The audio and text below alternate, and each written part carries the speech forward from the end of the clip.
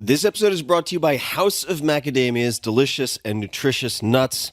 Holy hell, folks. I tell you, these things are delicious. I've been gobbling them all day. Anyway, I love macadamia nuts and have been enjoying them often since keto expert Dr. Dominic D'Agostino recommended them way back on the podcast in 2015.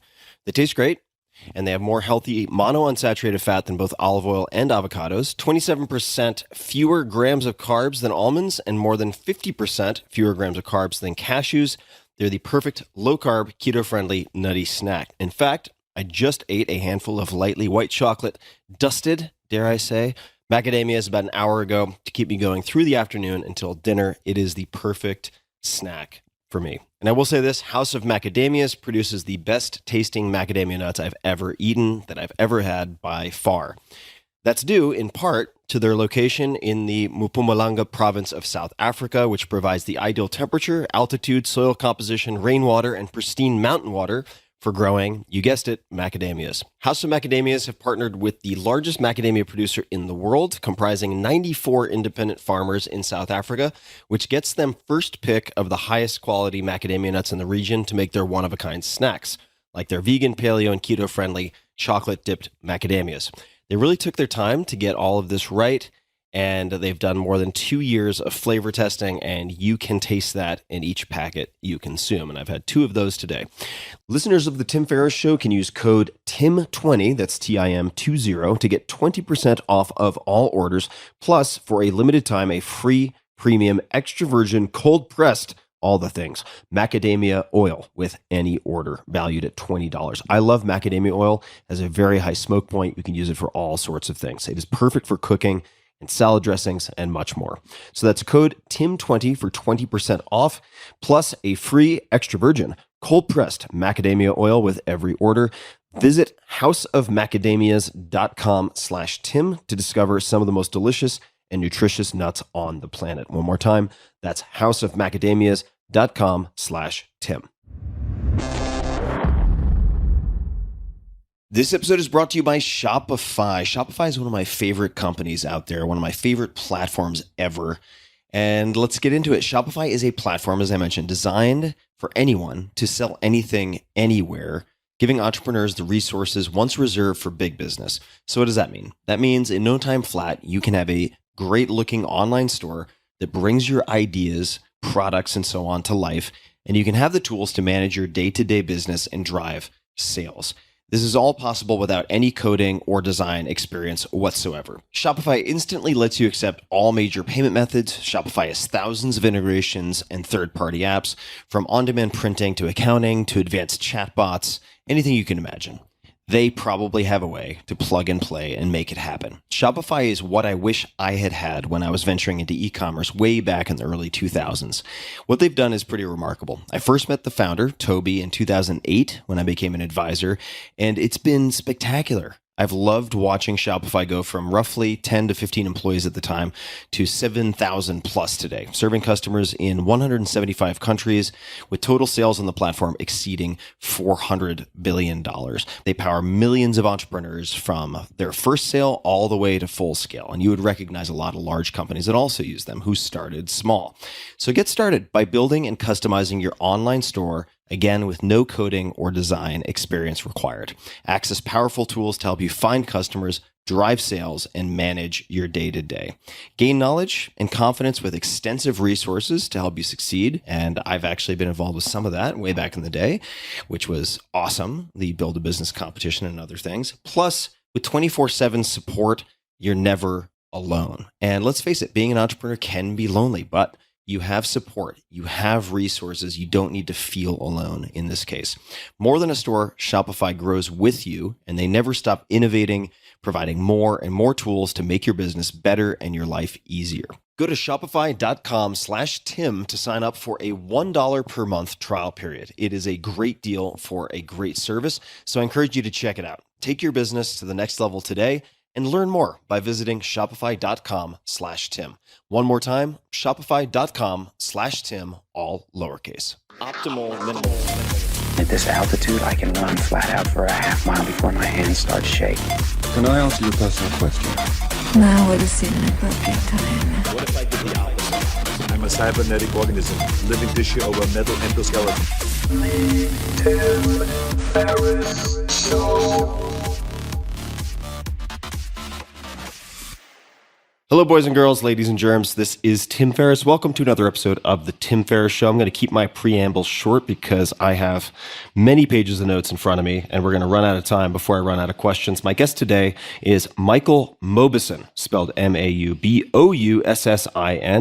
You can find him on Twitter, MJ Mauboussin. He is the head of Consilient research on Counterpoint Global at Morgan Stanley Investment Management. Prior to joining Counterpoint Global, Michael was director of research at BlueMountain Capital, head of global financial strategies at Credit Suisse, and chief investment strategist at Legg Mason Capital Management. Michael originally joined Credit Suisse in 1992 as a packaged food industry analyst. Some of you long-term listeners will perhaps recognize some of that from my conversation with Bill Gurley, and was named Chief U.S. Investment Strategist in 1999. Michael is the author of many books, including The Success Equation, subtitle Untangling Skill and Luck in Business, Sports, and Investing, Think Twice, Harnessing the Power of Counterintuition, which I've mentioned several times on this podcast, and More Than You Know, Finding Financial Wisdom in Unconventional Places. More Than You Know was named one of the 100 best business books of all time by 800 CEO Read, one of the best business books by BusinessWeek, and best economics book by Strategy+Business. That's in 2006. Michael is also co-author with Alfred Rappaport of Expectations Investing, Reading Stock Prices for Better Returns.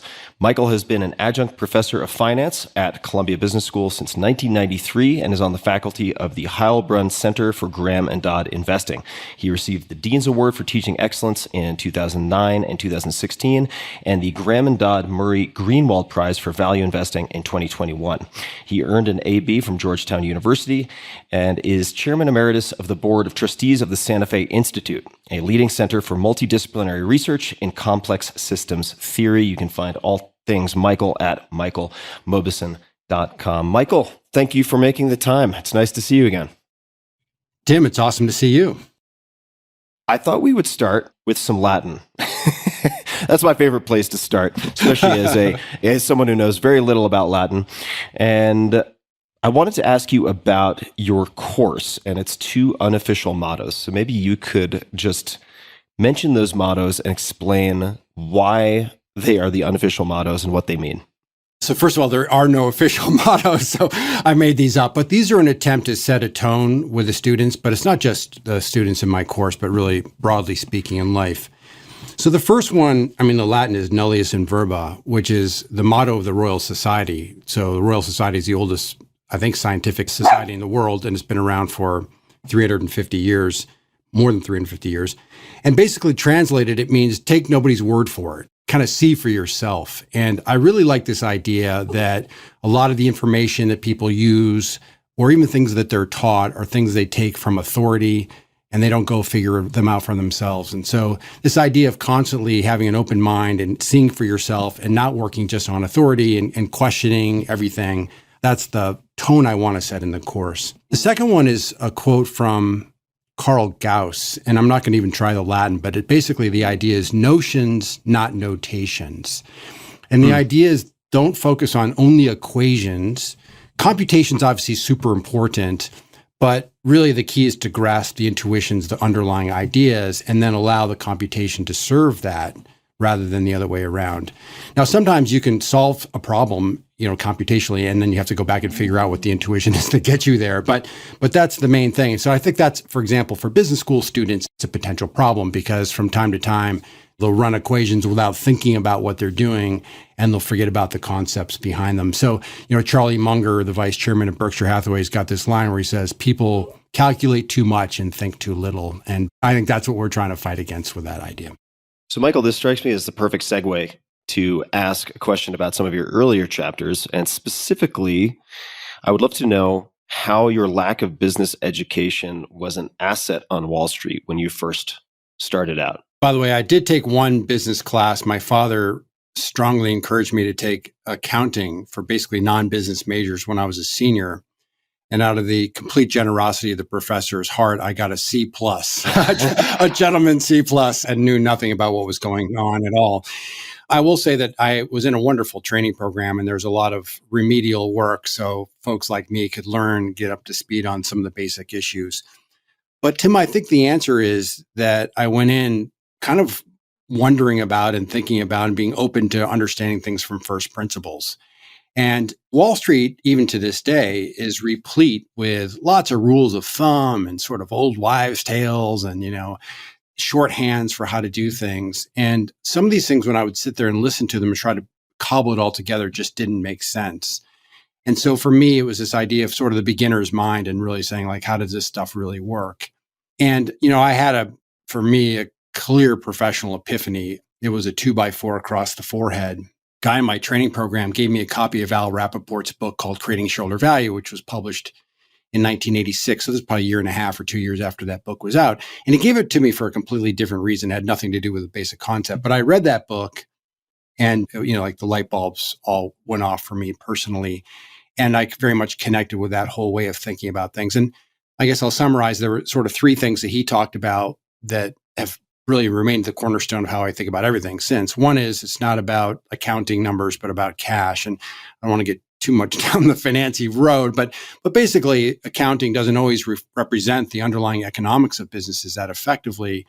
And he was one of the people who really emphasized understanding value and how value is created. The second thing, which I think is really interesting, is that valuation and strategy sort of go together. So when you're thinking about it as a business person trying to build a business, you have to make a bunch of strategic choices, but a good strategy is one that creates value. And to do a valuation of a business, you have to understand the competitive position of the company and the industry and so forth. So the idea that those are really joined at the hip and, going back to even business schools, we tend to teach these things separately, but they really do go together. And then the third and final point, which ended up being the collaboration of the book we did together, is that stock prices reflect a set of expectations. And it's very obvious when you say that, any asset price, right? What has to happen in the world for that thing to make sense? His target audience was corporate executives, but clearly that was relevant for investors as well. So from there, Tim, I would just say that I was sort of open to that. And I think that to me was a good set of ideas to work with. And that's why I think I was unencumbered with any knowledge to be open to thinking about the world that way.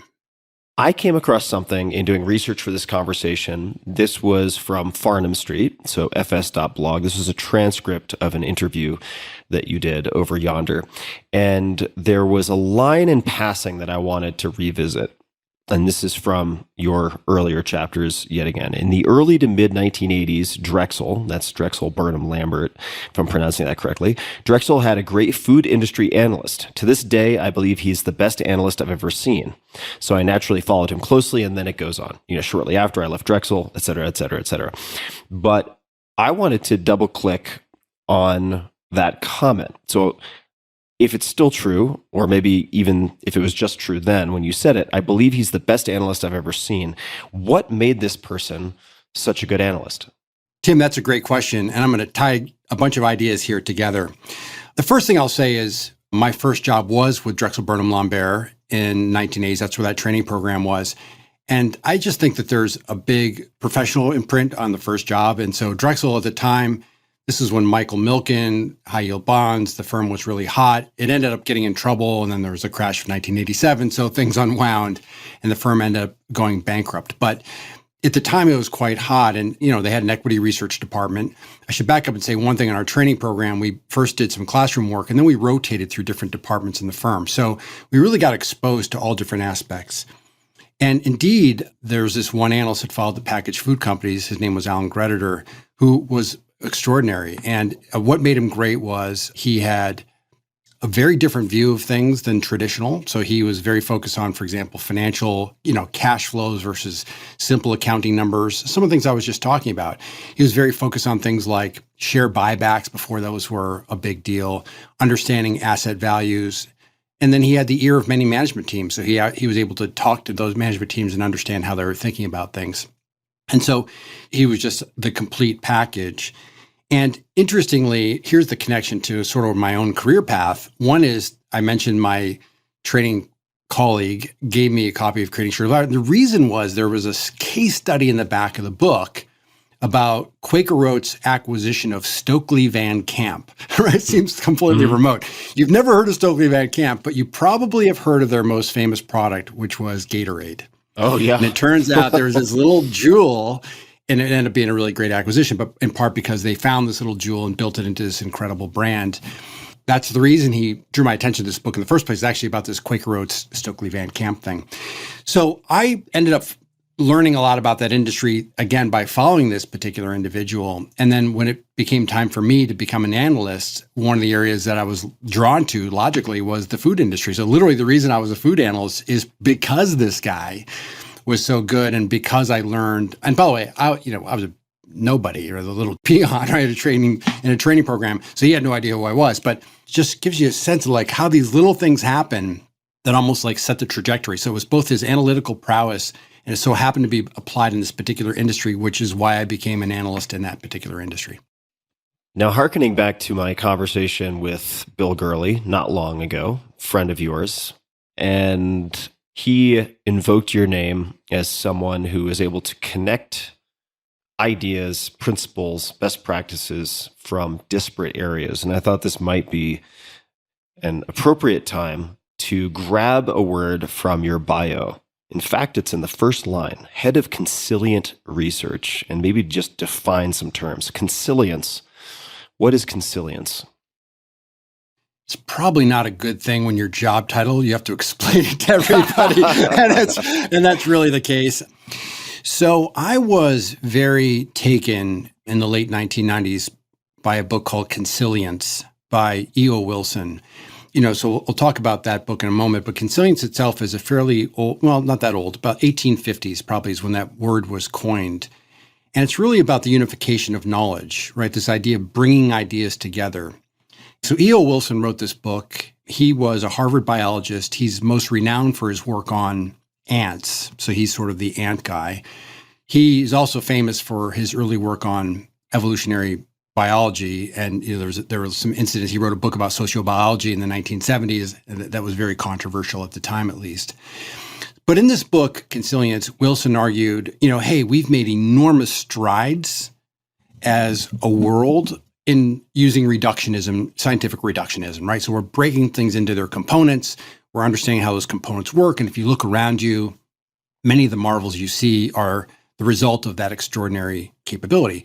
But he said, as we look forward, many of the most vexing and difficult challenges and problems in the world are actually at the intersections of disciplines. And we're going to need to bring these different ideas together from different disciplines to really tackle these big problems. And so, of course, that idea very much resonated with me. So I'll just mention, Consilience, so Consilient would be the verb for that. And then this is probably about 2000 or something like that. And I was just one of those guys who, I published from time to time, but I wasn't publishing on a sort of set schedule. And I'm one of those guys, I'm reading an article or watching a television show and I'm talking back to it like, oh no, that guy should be doing it this way, or here's an insight that they should be having. So I was like, you know what, instead of me muttering to myself, maybe I should start to write about this stuff. And so I launched a newsletter called the Consilient Observer. And the idea was, let's look at different topics and see if we can shine a different light on it, look at it through a different type of a lens. And so that the Consilient Observer series ended up, when you mentioned a moment ago, More Than You Know, the book, that was sort of the greatest hits of the Consilient Observer. And those were all sort of 1,500-word essays. So they were short, kind of pithy. It was hard to get really into ideas, but they were all over the place. As a consequence, I think they were somewhat fun for the audience to read. So that's where that word consilience comes from. And that's, again, a big, as I think about the world, this idea of being able to draw from various disciplines to thoughtfully address the problem or problems that you're thinking about. Wheels on luggage. Bam. How did it take so long for somebody to figure that out? I'm giving perhaps a silly example, although there's a lot of utility there. Question. Can I tell you, Tim, I said to my wife, I actually think that wheels on luggage is like the indication of the decline of Western civilization. Okay. And the reason is because it used to be like you'd have to lift your luggage, like carry it around, like a little bit of effort. And now it's like everybody's wheels, everything around. So anyway. Now we're 2 steps away from Wall-E, if you remember those people with the super big gulps and the floating on the reclining chairs. And you get some of these things that are like tiny little bags with wheels on them. I'm like, all right, come on. You got to have that one. Anyway, sorry about that. No problem. So E.O. Wilson, also for people who don't recognize the name, chances are you have latched on at some point to a quote from E.O. Wilson without even realizing perhaps the attribution and this person's background. He is one of the most quotable writers in my mind of the last 100 years. It's just remarkable how punchy and memorable so much of E.O. Wilson's writing is.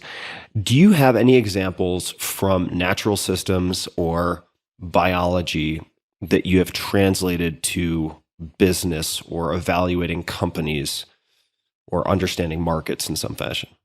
One is, and this is really, I think, probably one of the more common threads through the research that's being done at the Santa Fe Institute, is a study of complex adaptive systems. So complex means lots of agents. Those could be neurons in your brain, ants in an ant colony, people in a city, whatever it is. Adaptive means that those agents operate with decision rules. They think about how the world works, and so they go out in there and try to do their thing. And as the environment changes, they change their decision rules. So that's the adaptive part. They're decision rules that are attempting to be appropriate for the environment. And then system is the whole is greater than the sum of the parts. It's very difficult to understand how a system works, an emergent system works, by looking at the underlying components. 2 or 3 obvious examples. One would be something like consciousness, right? So consciousness is very likely an emergent phenomenon. We have these neurons, we have this physical genesis, but the system is more complex than the underlying neurons themselves, or ants in an ant colony. If you study an ant colony, it's almost like an organism in and of itself. It has a life cycle. It's pretty smart about when it forages. They fight each other. Some of them are more docile. I mean, the whole thing.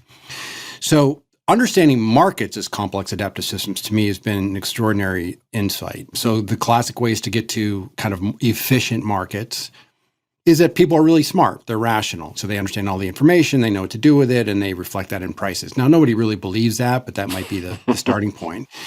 And then the second way, economists would talk about this, is this idea of no arbitrage, right? So in other words, you don't need everybody to be super smart. You just need a subset of people to be super smart. And when there are gaps between price and value, these super smart people come in and they buy what's inexpensive and sell what's expensive and close the gaps. And so in their wake, the rest of us can benefit from these efficient prices. Problem is, here again, there are just famous episodes where these arbitrageurs fail to do their jobs. The third way of thinking about things is complex adaptive systems. And, I think that the way that's is easiest to understand this is using some of the language from Jim Serwicki's great book, The Wisdom of Crowds, which came out probably in 2004, 2005. And, the wisdom of crowds says crowds are wise when 3 conditions are in place. A, we have diversity of the underlying agents, or heterogeneity, right? So this is one of the reasons that diversity is so important, is because we need different points of view and different decision rules represented. Second is an appropriate aggregation mechanism. You can have all the information in the world in the heads of people sitting around your boardroom, but if you're not extracting it and aggregating it, is of no value, right? And then the third is incentives, which are rewards for being right and penalties for being wrong. In markets, that's money, but it doesn't have to be money. It can be reputation. It could be fitness for a species, or other measures of incentives that allow you to propagate. So to me, thinking about markets as complex systems is very powerful. And in the wisdom of crowds, why are crowds smart? And the answer is when those conditions are in place. And then why do they go haywire periodically, which we know that they do? And the answer is that one or more of those conditions are violated. And by far the most likely to be violated is diversity. So rather than you and I, Tim, thinking independently, we sort of correlate our views and we become uniformly positive or uniformly negative, and as a consequence, that reflects in asset prices. So that would be one example. May I pause just for 1 second to say, I think the second comment after diversity that you made earlier is really important, which is representing different decision rules. Because you could have, for instance, people who are every possible gender, every possible color, but if they're all econ majors from Yale who took exactly the same classes, they may actually represent the same decision rules or similar decision rules. Or how do you think about that? Maybe I'm misreading.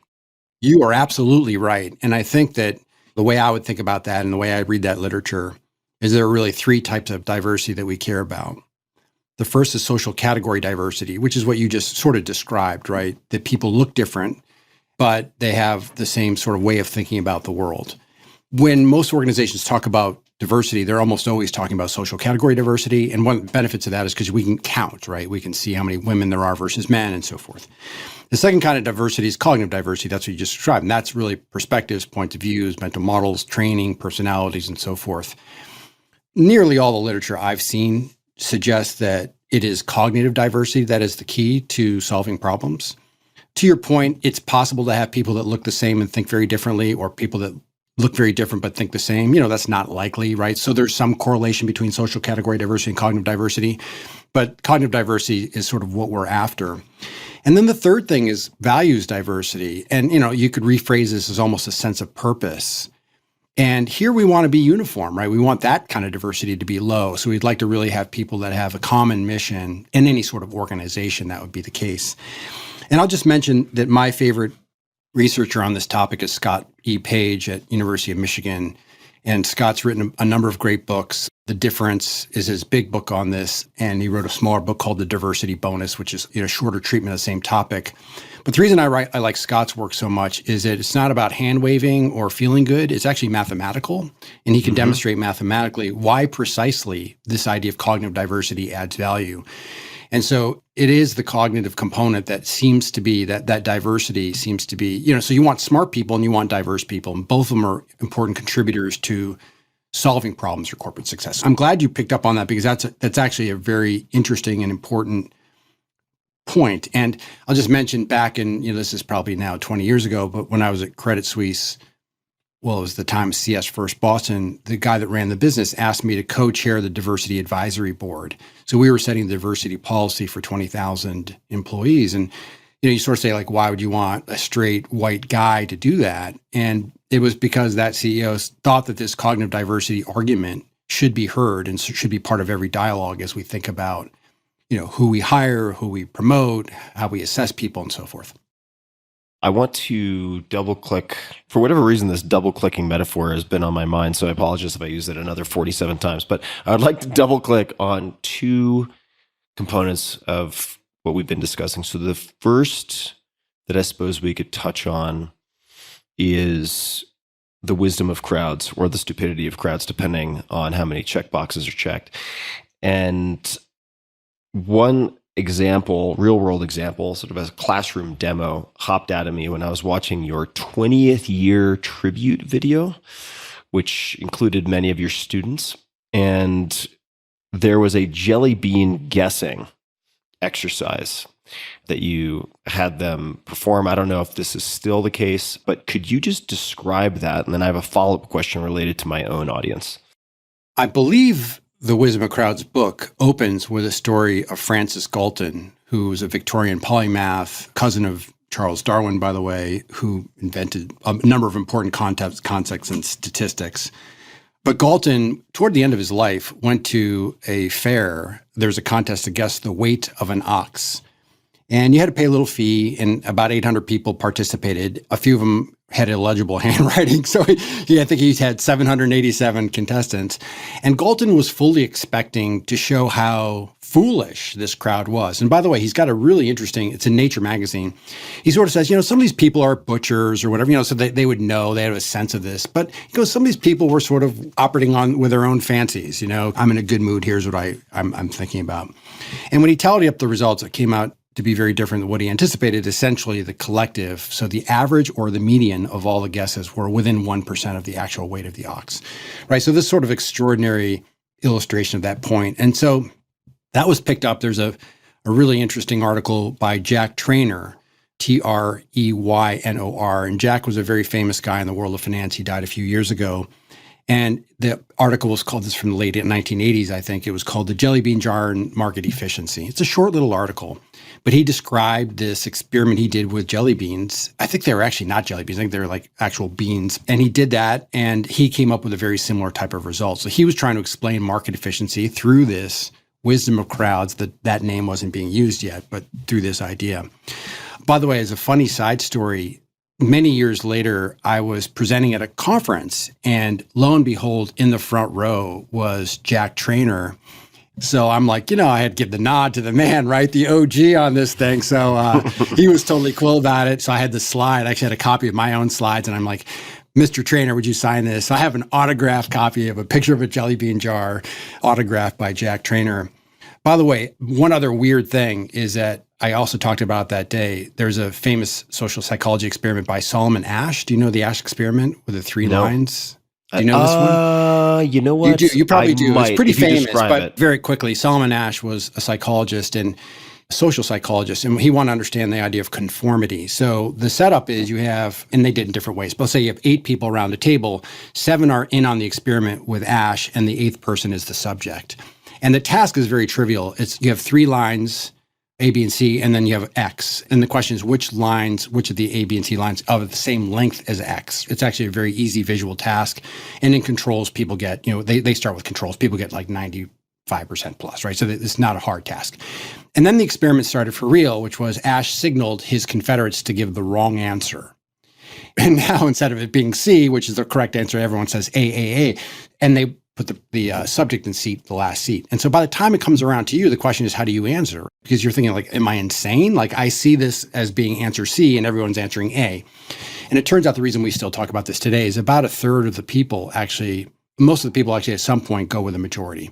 And so they just basically override their own senses. And Ash talked about why this was the case, but this is this idea of social conformity and how important it is and going with the crowd and so forth. And this goes back to our stuff on diversity.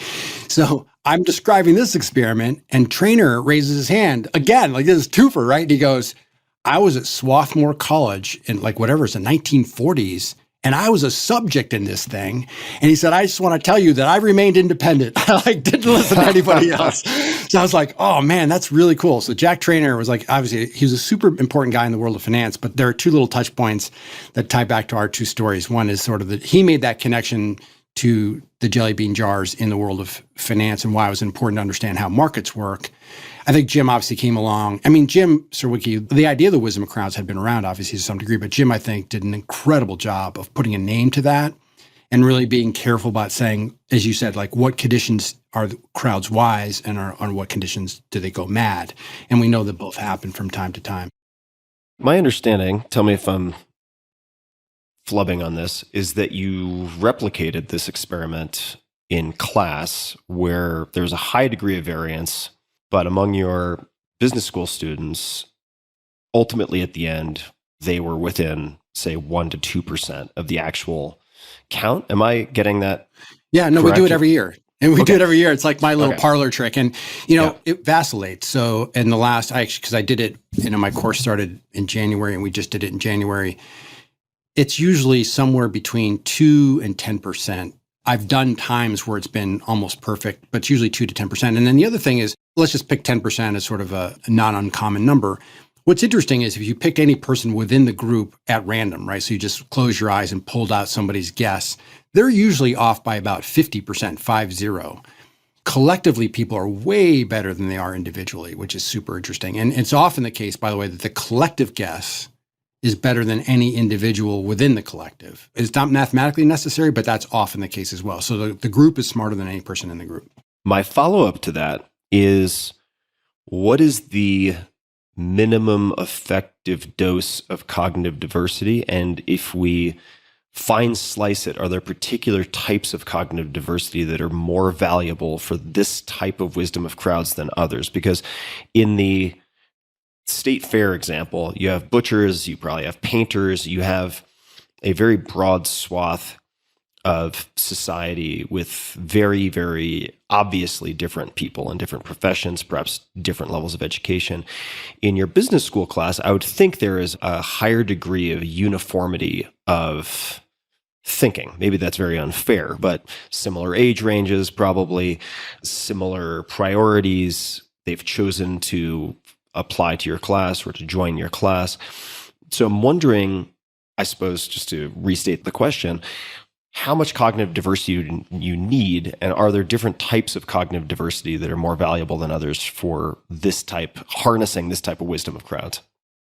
I mentioned Scott Page a moment ago, and sort of one of the ideas that he's promoted is an equation called the diversity prediction theorem. And I'm not going to go through the math, but basically it says collective error, so how smart the group is a function of the smarts of the group, so how accurate each individual is, minus cognitive diversity. So what you get is the collective accuracy is a function of both smarts and diversity. So I just want to say one thing just to be super clear, that there are many tasks where having a smart person is better than having a crowd, right? So in other words, if you have a leaky toilet or need a really hard math problem solved, by all means, get a plumber or a mathematician. Don't bring in like an astrophysicist and a poet and whatever, right? So that's the first thing to say, is that we want to think almost like a taxonomy of types of problems. And there's some problems where just the right person will answer it much more efficiently than any of these kinds of things. But I think, Tim, it turns out that, and this is why Scott's thing's interesting, is it just ends up being a mathematical problem, that whatever models people are using, and you might think about it this way, it's not exactly right, but you might want to think about it this way. Let's say there is a truth. There is a number of beans in the jar, right? And I'm the God, G-O-D, I know that number. You might imagine what happens is people, and like you said, even the business school students, and I give them some tips, like, here's some ways to think about this. You might think they're going to have almost some sort of sense of the answer, some sort of sense of the truth with an error term. And those errors might go too low or too high. And you could think about it almost like a normal or bell-shaped distribution, where the mean is the actual answer. And that's what Jack Traynor was how he was explaining it, which is you have this distribution of outcomes. And by the way, the standard error goes down. I don't want to get too fancy, but the standard error goes down as a function of the square root of n, of the number of people are guessing. So it's actually less about, again, if they're all skewed, that's going to be really bad, and that's going to be the madness of the crowd. You want them to have different guesses, right, based on their models, their representations. But a bigger problem would be if there are too few people doing it, right? So as the sample size grows. And so, I have my classes probably, 60 or 70 people doing it. Golden had, close to 800. So as you get that sample size larger, the number of people participating greater, it homes in on the answer more accurately, typically. So this is leading to a very self-interested question that I wonder a lot, which is, what fun or useful things could I do with my audience? Because in this particular case, the N is quite large, and depending on the means of accessing them. But if we're talking about social podcasts and newsletter, it's 10 to 20 million people a month. It's hard to dedupe the people who are overlapping or appearing more than once in those categories, let's just say. But nonetheless, it's a large N for a lot of purposes. Do you have any thoughts? And I would also say that politically, geographically, from a gender perspective, quite a high level of what I would consider diversity. And I think psychographically, from an education perspective, probably a little less, perhaps on the education side. I'd say my listeners tend to be pretty well educated. But do you have any thoughts on how to perhaps design experiments for doing interesting, fun, or valuable things with my audience? I know that's a very broad question. These kinds of problems might be fun. It depends a little bit on what your goal is, right? If your goal is simply to demonstrate how some of these principles work and to use your audience as the way to show that, it would be super fun. And even something like a jelly bean jar thing would be cool. I'll mention, we're going to do this in class. I think the Academy Awards is mid-March, and we also do an experiment with Academy Awards. And I say to the student, I give them 12 categories.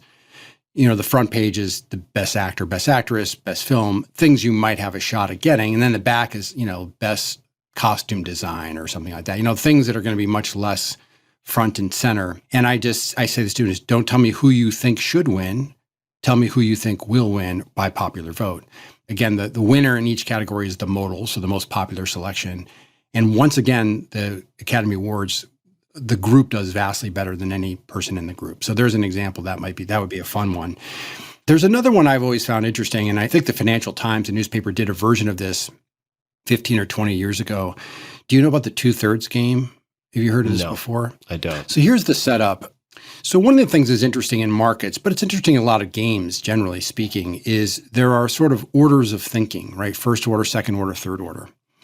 And this is an attempt to capture how many orders of thinking they actually go through. So here's the setup. You ask people I typically ask for a whole number from 0 to 100. Then you hold that thought, and then you say the person who's going to win this contest is the person whose guess is closest to 2/3 of the average of everybody else's guesses. Right? So you follow that? So everybody writes down their number, and then you, as the MC of this thing, take 2/3 of that value, and then whoever's closest to that number wins.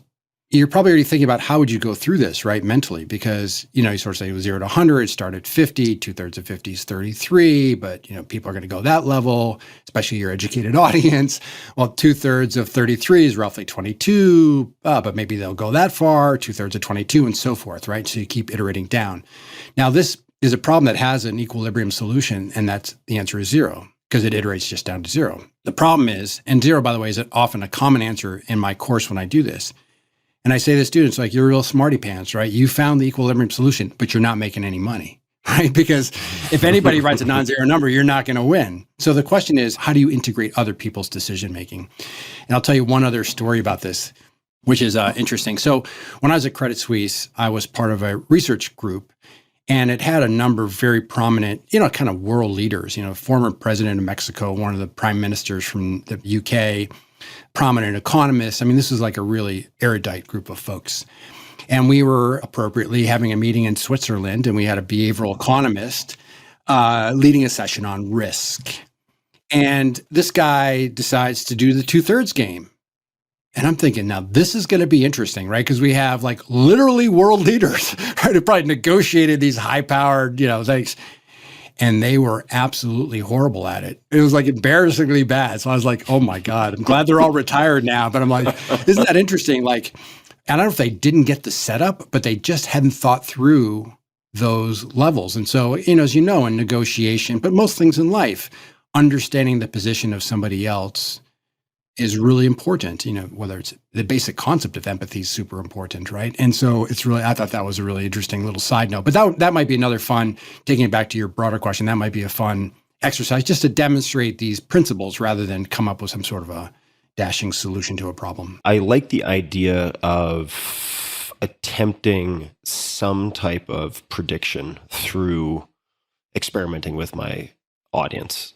And maybe I make it explicit, maybe I don't, right? Maybe it's couched in some other way, but I do love that idea. So we can table that for now. Here's one other thought. You're probably familiar with a little bit of this literature. So Phil Tutlock and some of his members of his team at the University of Pennsylvania have done these forecasting tournaments. And, the big thing, of course, is this idea of super forecasters.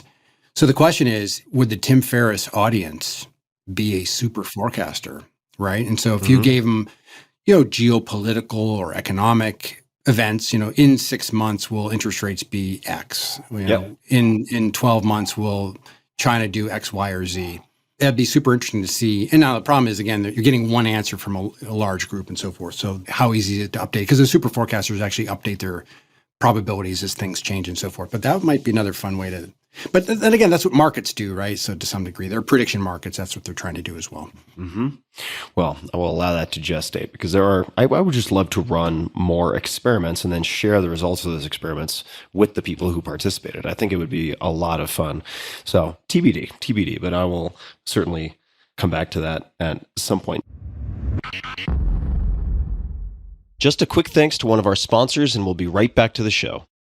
This episode is brought to you by AG1 by Athletic Greens. I get asked all the time what I would take if I could only take one supplement. The answer is invariably AG1. I view it as my all-in-one nutritional insurance. I recommended it long ago in my 2010 #1 New York Times bestseller, The 4-Hour Body, and I did not get paid to do so. With approximately 75 vitamins, minerals, and whole food sourced ingredients, you'd be very hard-pressed to find a more nutrient-dense formula on the market. It has a multivitamin, a multi-mineral greens complex, probiotics and prebiotics for gut health, an immune support formula, digestive enzymes, and adaptogens.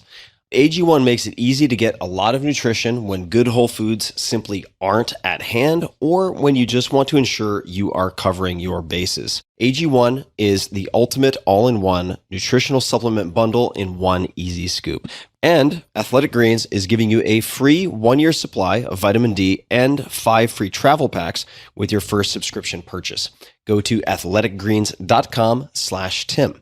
You can check it out, athleticgreens.com/Tim. They also offer a 90-day money-back guarantee if you are not 100% satisfied. Learn more, try it out, athleticgreens.com/Tim.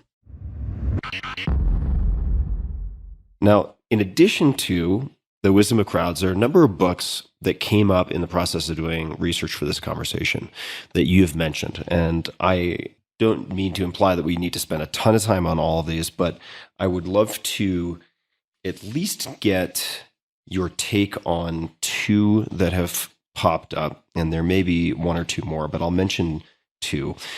One is Against the Gods, The Remarkable Story of Risk, and this came to mind because you had just mentioned risk in the context of Switzerland.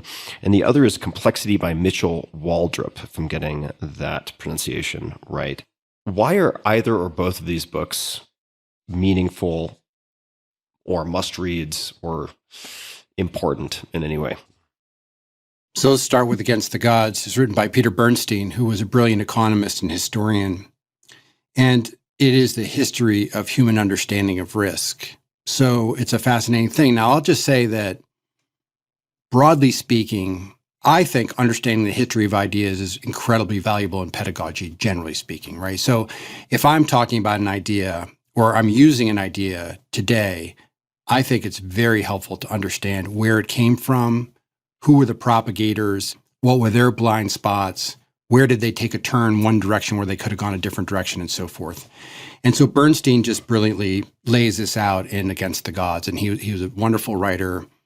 It's a very interesting book. By the way, he also wrote a book called Capital Ideas, which basically does the same thing for the history of finance. So Peter Bernstein, that is money. And if anybody's interested in the idea of how we understand risk, and this goes back to the Bernoullis in the 1700s up to relatively modern times, it's a fabulous book. I'll give one other backup, one little step on this, which is, it's a book I almost never talk about. But one day when I was a food analyst, I was visiting a money management firm. It was actually the state of Michigan, the pension fund state of Michigan. And I was in the waiting room, literally waiting for my meeting. They had a bunch of books, and I just strolled over there. And I picked up a book called Bionomics by a guy named Michael Rothschild. I don't think anybody's, I mean, I think it's a somewhat obscure book. But as the name would indicate, and this book was written, I think, originally in 1990. And as the name would indicate, what he was saying was the way to understand economics is really through biology. And, starting really in the late 1800s, but into the early 20th century, economics became very mathematized. And in fact, there's a wonderful book called More Heat Than Light by a professor named Phil Murwowski, which documents how economists literally, and I mean literally, mapped over equations from Newtonian physics to basically give economics street cred. So economics and finance went sort of this mathematical / physics envy route versus going more biological. And, I think that in retrospect, you could sort of say that biological way would have been a very logical way to go, or as logical, albeit not as mathematically straightforward or tractable. So I've read this book, Bionomics, and I'm like, this is like so cool. And the guy sort of opens the book by saying, hey, you can't really understand economies unless you understand sort of evolution and so forth. So I was very drawn to all that. So that's the backdrop. I'm like sort of primed. I'm thinking about this idea. And then along comes Waldrop's book, Complexity. And this is really the story of the founding of the Santa Fe Institute. And by way of background, the Institute was founded in 1984 by a number of scientists who felt, and very prominent scientists, many Nobel Prize winners, who felt that academia had become too siloed, right? So the physicists hung out with the physicists, and the economists with the economists, and the chemists with the chemist. But again, most of the interesting problems in the world were really at intersections of these disciplines. And gee, wouldn't it be awesome if we got these different scientists to hang out and talk to one another? And so this is how this thing got going. And some of the early conferences, for example, one of them was The Economy is a Complex Adaptive System, right? So the idea of economics being in there early on was early days. And so why this book is so, I think, still to this day kind of exhilarating is because you read about these scientists and how they were coming up with ideas that were far from the mainstream. And when we look back on them now, many of them have become much more mainstream ideas, but it was super cool. And so one of the main protagonists, I think the book does open with a story, is Brian Arthur, who's an economist now. And, Brian was promoting this idea of increasing returns. Now, if you've taken economics, microeconomics at any point, you learn about decreasing returns, right? So if Tim's lemonade stand's super profitable, Michael will open up a lemonade stand right next door, charge slightly lower prices, and so you'll become less profitable, and then you'll have to match my prices and so forth, and we'll compete our way down to less profitability, so decreasing returns. And Brian pointed out that under certain circumstances, there were these increasing returns. There were sort of these winner-take-all effects. This is now, again, he was writing about this in the 80s and 90s. completely heretical. And by the way, like basically the mainstream economists wanted nothing to do with it. Waldrop, and I think in a very engaging way, describes how all these ideas developed. And so if you said of the Santa Fe Institute, is there a unifying theme? It would be sort of this idea of a complex, adapting, evolving system is a way of thinking about it. So those would be my answers. Those are two wonderful things. And, my oldest son, before he went off to college, he did a gap year. And I thought, like what would be a list of books that would be really great for him to read and internalize. And, I think we had a list of 15 or 20 books, but these were both on that list because I just think it's super cool to understand the history of ideas. And by the way, as a teacher, if you're ever teaching something, I think it's just super helpful to know where it came from. Like, what is the genesis of this? By the way, there are a couple of things that I'm actually trying to track down now. These are specific finance type of things. And I'm having a hard time finding the first person that come up with it. So it's kind of cool, right, to sort of go on these little wild goose chases. So I'm going to definitely come back to the Santa Fe Institute, and I'll cede my question now so it can marinate over on your side. But I'm going to take the conversation in a different direction, and then we'll come back to it, which is, it seems like value investing and value investors pop up a lot around the Santa Fe Institute. It seems like Bill Miller, value investor, introduced you to the Santa Fe Institute in, I guess, the 1990s. And then I've seen a number of other mentions. So this could be just a misread, but I wonder why. Maybe we can just tackle this now. Why not? Why it seems that value investors seem to gravitate towards or be involved with the Santa Fe Institute. And I suppose for a definition of terms, if you wouldn't mind just defining value investing for folks as well. I'm not sure that's the wrapper I would use, but let me just say what value investing is. And one very specific distinction here. Often when you hear people say value investing, they think about buying things that are statistically cheap, low price to earnings ratio or low price to book ratio. And that way of thinking was founded by Ben Graham, who taught at Columbia Business School. And many of the Graham acolytes were sort of these low PE, low price to book folks, and they were just buying, again, statistically cheap stocks. I think the modern manifestation of value investing is simply buying something for less than what it's worth. So it seems like all investing should be value investing, right, if it's done intelligently. So I think that's the distinction. But to your point, I think that the Santa Fe Institute, there are two reasons that I've always found it so exciting. One is the ideas that come out of it. And the second is, and perhaps even more important from my point of view, is the type of people that tend to be drawn there. Many academics are perfectly happy to stay in their lanes, right? And in fact, much of academia is aligned to encourage you to do that for promotion and recognition and so forth. And so the type of people that go to Santa Fe are massively self-selected to be interested, have polymath type tendencies. And by the way, investors are a really fun group. As you know, investors are a fun group to hang out with, in part because they tend to be curious people. And I think curious is the main adjective I would use to describe most of the great investors that I know. And they're learners, right? So almost all the people read a lot and try to think about things. So, Bill Miller is a great example. Bill's been extraordinary in my life. You think about different people along the way that have been really important. He's certainly been that for me. He introduced me to the Institute, as you pointed out, in the 1990s. We were at a baseball game. We're sitting there and he talked about it. But that's a guy that, reads all over the place, reads very widely, reads different disciplines, and thinks a lot about how those ideas might apply, how he might be able to apply those ideas to areas of markets. You mentioned Bill Gurley. Bill Gurley is a venture capitalist, right? You wouldn't really call a venture capitalist a value investor in the classic sense, but you certainly would say they're trying to buy things for less than what they're worth and cultivate them to some degree. And he got all these ideas, grokked all these ideas as well. Josh Wolf is on our board. So we have a lot of really, I think the connection between all these folks, the thread is this idea of intellectual curiosity and a willingness to pursue that curiosity by immersing yourself in that type of an environment.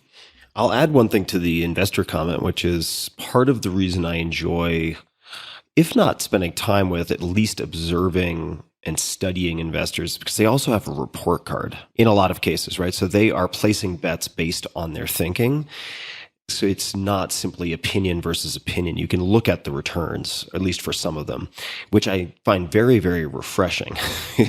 I also really appreciate that aspect of interacting with, or at least studying, a lot of investors. And In preparation for this conversation, I also shot texts to two mutual acquaintances, both thinkers I respect greatly, Josh Waitskin and Patrick O'Shaughnessy. So I wanted to actually grab a few of the possible questions that Patrick had forwarded. Also a great podcaster. I recommend people check out Patrick's podcast. And you can feel free to decline, divert, or transmogrify this however you like. But he sent me quite a few things, and we'll probably dig into a number of them. But I thought one that would be fun for listeners, and I include myself in that group, is the following. An asset class tour with him could be really fun. In other words, how do you think about private equity, venture, credit, public equity, cash, gold, real estate, and what they do for you when done well and the role they can play?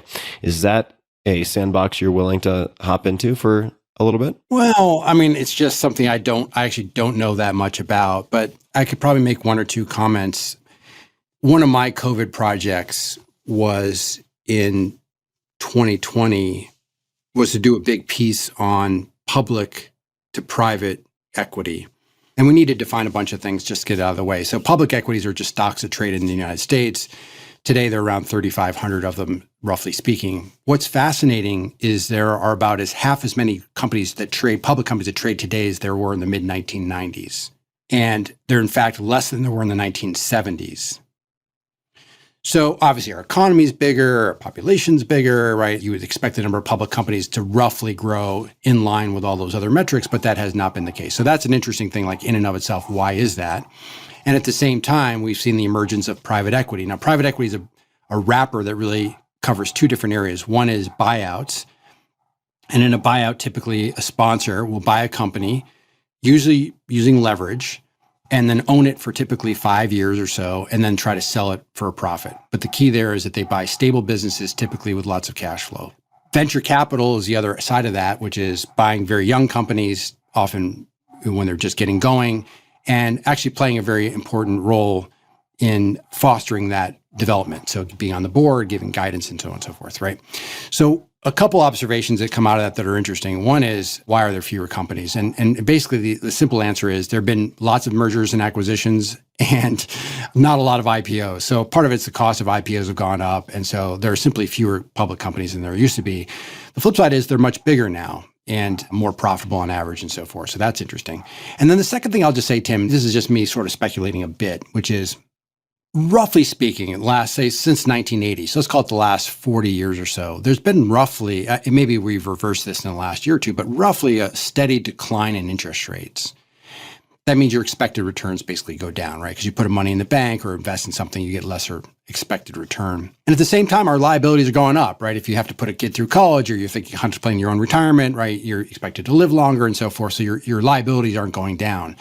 So if the expected returns are going down and the liabilities are going up, like what do you do about that? And the answer is typically you go out on the risk spectrum. You take on more risk.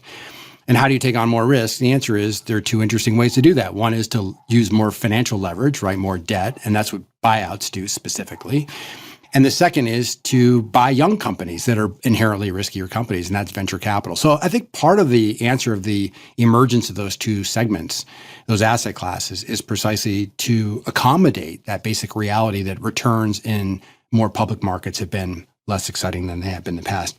Some of the other ones you mentioned, like credit or gold or whatever, I don't really have much to say about those things. Okay, well, we can park those. I would like to transition then to base rates. So the power of base rates in life and business / investing. And the prompt that I got was something related to one of the famous Triple Crown horses. If that is enough of a catalyst to get the party started, then I'll let you run with it. Let's start the party. Let me just say, Tim, that if there were an idea that I could go back and tell my young self, my 18-year-old self, it would be this idea of base rates. I learned about this from Danny Kahneman. He used slightly different language, but we'll lay out the terms and go back and forth. So Kahneman used this idea of the inside versus the outside view, and the outside view is base rates. Okay, so here's the basic setup. If I present you with a problem, and it could be almost any kind of problem, how long will it take you to remodel your kitchen and what will it cost? When will you be done with your book manuscript? You're a college student. When will you be done with your term paper or your problem set or whatever it is, right? The standard way to think about that is to gather a bunch of information, right? So think about it. combine it with your own inputs, and then project. And like left to our own devices, that's how we all do these things. That's called the inside view. The outside view, or the base rates, by contrast, says, I'm going to think about my problem as an instance of a larger reference class. I'm going to ask a really simple question, like, what happened when other people were in this situation before? And it's a very unnatural way to think about the world, right? For a couple of reasons. First is you have to leave aside like your own views and your own cherished information, right? Which we tend to place a disproportionate amount of weight on. And then second is you have to find and appeal to this base rate. And it may not be at your fingertips, or you may not even think about it that overtly. But what psychologists have demonstrated, and it's not all one or the other, but some thoughtful combination of the inside versus the outside view, sort of your own analysis versus base rates, tends to lead to better and more accurate predictions. And this is sort of as a real time. I don't know what year this was, 2008, 2009, something like that. There was a horse running for the Triple Crown. So, right, the first race is the Kentucky Derby, and it won the race by like 4.5 lengths. Big Brown, this is. The second leg is the Preakness. It's in Baltimore. It was stronger still. I think it won by like 5 lengths or something. So it's one race away from horse racing immortality, which is pretty impressive. Now, the last race is the Belmont. It's the longest, which is difficult. So many of these horses are actually quite fast. They're sprinters. Longer distances are more challenging for them. But Big Brown was obviously sort of the favorite, appropriately so. And he went off at odds that suggested a 77% probability of winning the Belmont. 77%. So the question is like, all right, how likely is it that he's going to win at that probability? And what you do is you look at base rates and you ask how many of the horses in a position to win the Triple Crown, what percent actually did that? There have been Triple Crown winners since this. So this is the data at the time. And at the time, there had been, I think there was like 28 or 29 horses that had tried, 40% had succeeded. So 40% is already a lot lower than 77. But what's interesting is that 8 of the 9 horses that tried before 1950 succeeded. And only 3 of the 20 since 1950 had succeeded. So it was a 15% success rate since 1950. All right, so you're like, okay, well, that's an interesting data point. He's going off at 77, now it's okay. And then the second thing is, maybe there's just like a wicked fast horse, right? Maybe this is like the new Secretariat. And there's a way to measure that. It's called the Beyer speed figure. And speed figures really haven't been kept accurately since the I think they started about 1990, so about 30 years, call it. At the time, it was probably more like 20 years. And this horse was actually the slowest by speed figures of the last 7 contenders for the Triple Crown, all of which that had failed. So, he's going off at 77% odds. And of course, he ran the race, and what made the story, sort of capped the story, was the horse basically took the day off. The jockey technically eased him, but he came in last, basically, right? So the next day they give him a physical, from his nose to his tail, and they're like, is he okay? She's fine. He was just fine. So the guy who I was talking to about this, guy named Stephen Christ, who's an awesome guy, by the way, fascinating guy, and a famous handicapper and a brilliant writer. So I'm like, Steve, you're like, what's up with this? And he's like, people don't seem to realize we're talking about horses here. He's like, they just take days. So anyway, the story was he was a favorite. He was probably a 40% probability, 45% if you're using all these data. But at 77%, he's a bad bet. And this goes back, Tim, just to circle back around to our wisdom of crowds thing, right? So what happens is, this is a diversity breakdown, right? So most people don't bet on horse races day in, day out. There are professional handicappers and people do it for fun. But for the most part, there's not a lot of volume and so forth. However, when there's a Triple Crown contender, people get fired up. And in fact, the Belmont, I think the attendance doubled from the prior year, even though it was a really hot and steamy day. And people pull out their wallets and they start plunking down their bets, right? Because you want that ticket that says, I bet on the Triple Crown winner, right? And of course, these are markets that are set by the dollars flowing in. They're parimutuel markets, right? So the dollar flows are what dictate the odds. So it's a classic example of a diversity. There's a perfect example of a diversity breakdown. Makes perfect sense. And again, it's like day in, day out horse race results are actually incredibly efficient. And they're certainly very hard to beat when you take out the track take, for example, the VIG. There are professional handicappers, but not many. And those who are doing it are very sophisticated and so forth. But, you and I, like regular Joes, we're not going to make money doing this. Anyway, so that's a good example. And it's hard to short. You could bet the field or something, but it's hard to short a horse. It seems a little bit unsporty to do that. But anyway, that's the Big Brown. But the broader lesson is that no matter what you're thinking of doing, moving to a new city, taking a new job, anything you're thinking about doing is asking, is there an appropriate reference class? Is there a base rate that I can look at to see if I can get some information about a little bit about my prospects.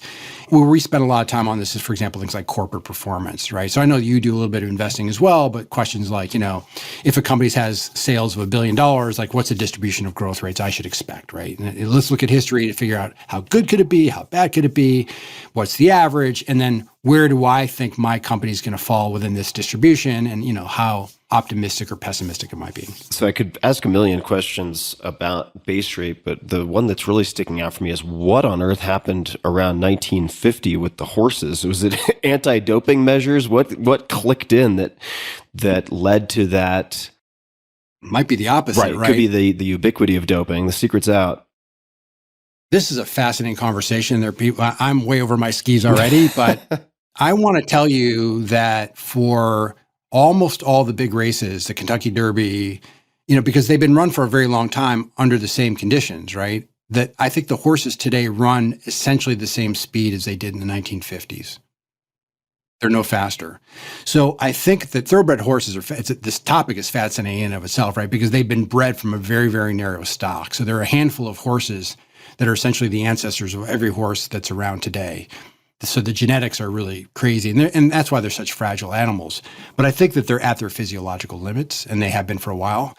Secretariat was a freak, literally a genetic freak. And as you know, you probably heard these stories when, I don't know if they actually did this, but apparently there was some sort of an autopsy, and Secretariat's heart was much, much larger than was normal for a horse like that. So Secretariat really was like one in a multi-generation freak. But yeah, I think they're at their physiological limits. So the horses all today are no faster than they were back in the day.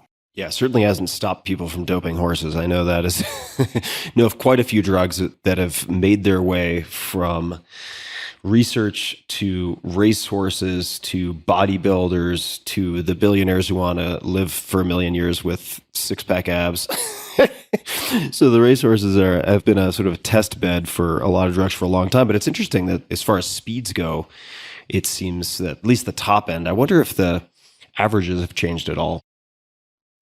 We can go look at all the numbers, but I would imagine things like marathon times or 100-meter dash and so forth, I'm sure they're all faster, right? Swimming times, for sure they're all faster than they were in 1950. So it is interesting that this is one domain where they hit the wall, but part of it is because this goes back to our thing on diversity, right? You have no diversity in the genetic pool. So as a consequence, you've sort of tapped it out. So if you wanted to build a faster horse, you'd have to shuffle some genes around, which has not been happening, right? By definition, it can't happen. Yeah, I'm not going to become a handicapper, but I may have to chat with Stephen Christ and learn a bit more about this horse game. I would like to jump, though, to discussing what separates good from great investors. And there's a line here that I believe is your writing. Please fact check me if I'm not getting that. But this is part of a larger piece. But what separated the good from the great investors had little to do with their analytical tools, but a great deal to do with how they made decisions. And I suppose that's maybe a subset question of just in your experience, in your studies, in your practice, what have you found most reliably separates good from great investors? The analytical stuff is ante for the game, right? So you have to understand, basic accounting and finance and so forth. So there's no getting around that. And you need to do that. But I think that quote captures certainly what I think about this, which is the key is making really good decisions. And this is particularly difficult under a bunch of different circumstances that we could talk about. But maybe the two or three biases I think are really difficult to circumvent. The first is overconfidence. We tend to think we understand the future better than we actually do. And this is something we can test pretty well in sort of experiments. And as a consequence, people think about ranges of outcomes that are too narrow, and that gets them into some trouble. So overconfidence. And the second one I think is even more difficult, which is confirmation bias, which is once we've made up our minds about something, we tend to seek information that confirms our point of view and dismiss, discount, disavow information that does not. And one of the vital things in investing is updating your views. And if you're not constantly doing that and doing that honestly and objectively, or as objectively as possible, that's going to put you at a substantial disadvantage.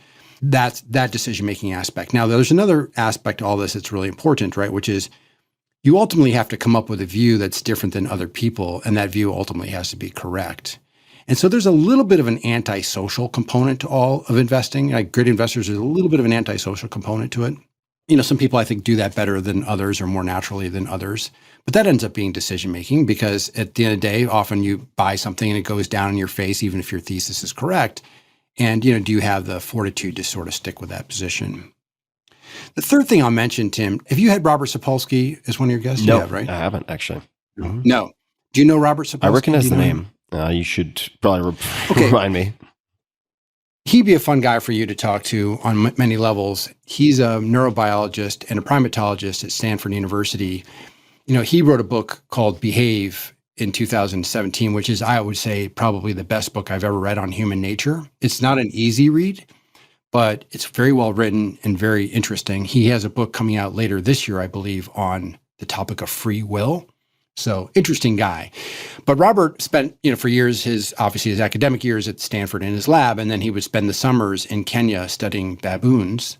And if you ask him, why do you study baboons? He would say, because they're physiologically like humans, and like humans, they spend 3 hours a day feeding themselves and the rest of the time tormenting one another. But what Robert was interested in is the topic of stress. And so he wrote a book called Why Zebras Don't Get Ulcers in the mid-1990s, which is it's a wonderful title, and it's a wonderful book about the idea of stress. So he's like a key guy in understanding stress. And so, of course, in these baboon troops, what he can do is, the questions he's asking is like, hey, who's stressed out here? Is it the alpha male, the beta male, the females? Like, who's getting stressed out, or the low-ranking males? And of course, you can shoot a dart into the flank of a baboon and draw blood and measure cortisol. So they can understand exactly what's going on, at least this rough proxy for stress. This is all a big wind-up to sort of talk about how, something is important for investors, and in particular, time horizon.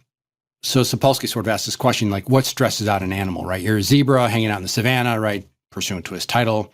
What stresses you out? And the answer is a lion decides you're the target for lunch. Bad news, right? Your stress response is going to kick in. You're going to pump blood. You're going to pump adrenaline, and you're going to run really fast.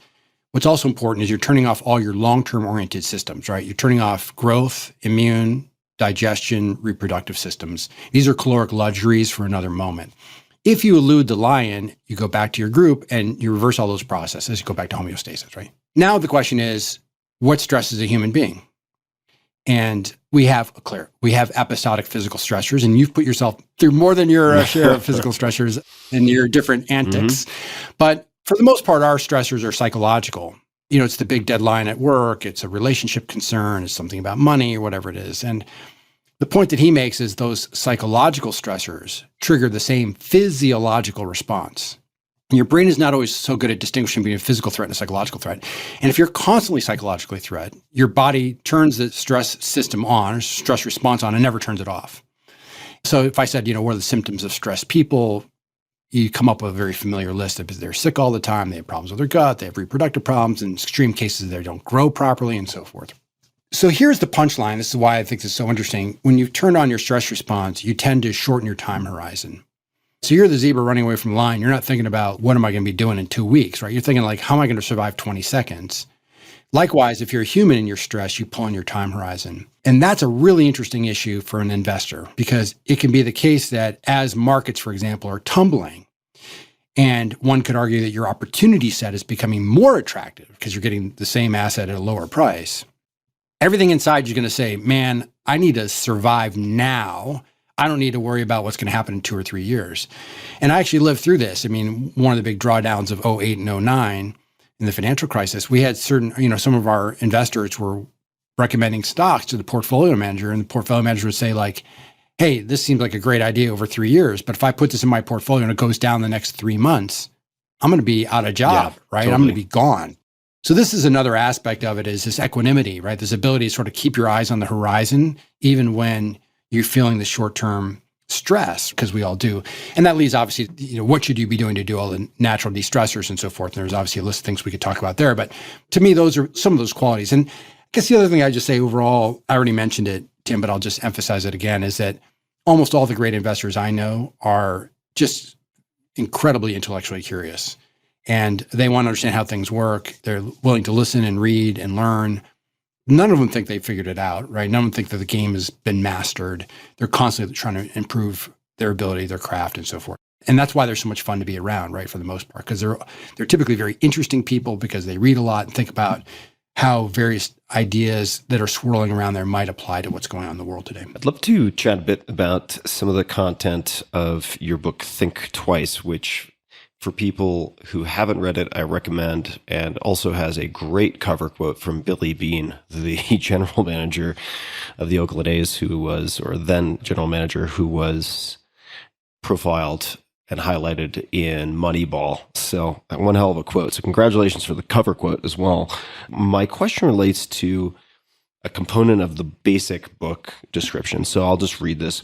In Think Twice, Michael Mauboussin shows you how to recognize and avoid common mental missteps, including 1, misunderstanding cause and effect linkages, 2, aggregating micro-level behavior to predict macro-level behavior, 3, this is the one I want to talk about, not considering enough alternate possibilities in making a decision, and 4, relying too much on experts. Not considering enough alternative possibilities in making a decision. Could you perhaps give some examples or just recommendations for how people can expand the number of alternative possibilities they can generate or consider in making decisions?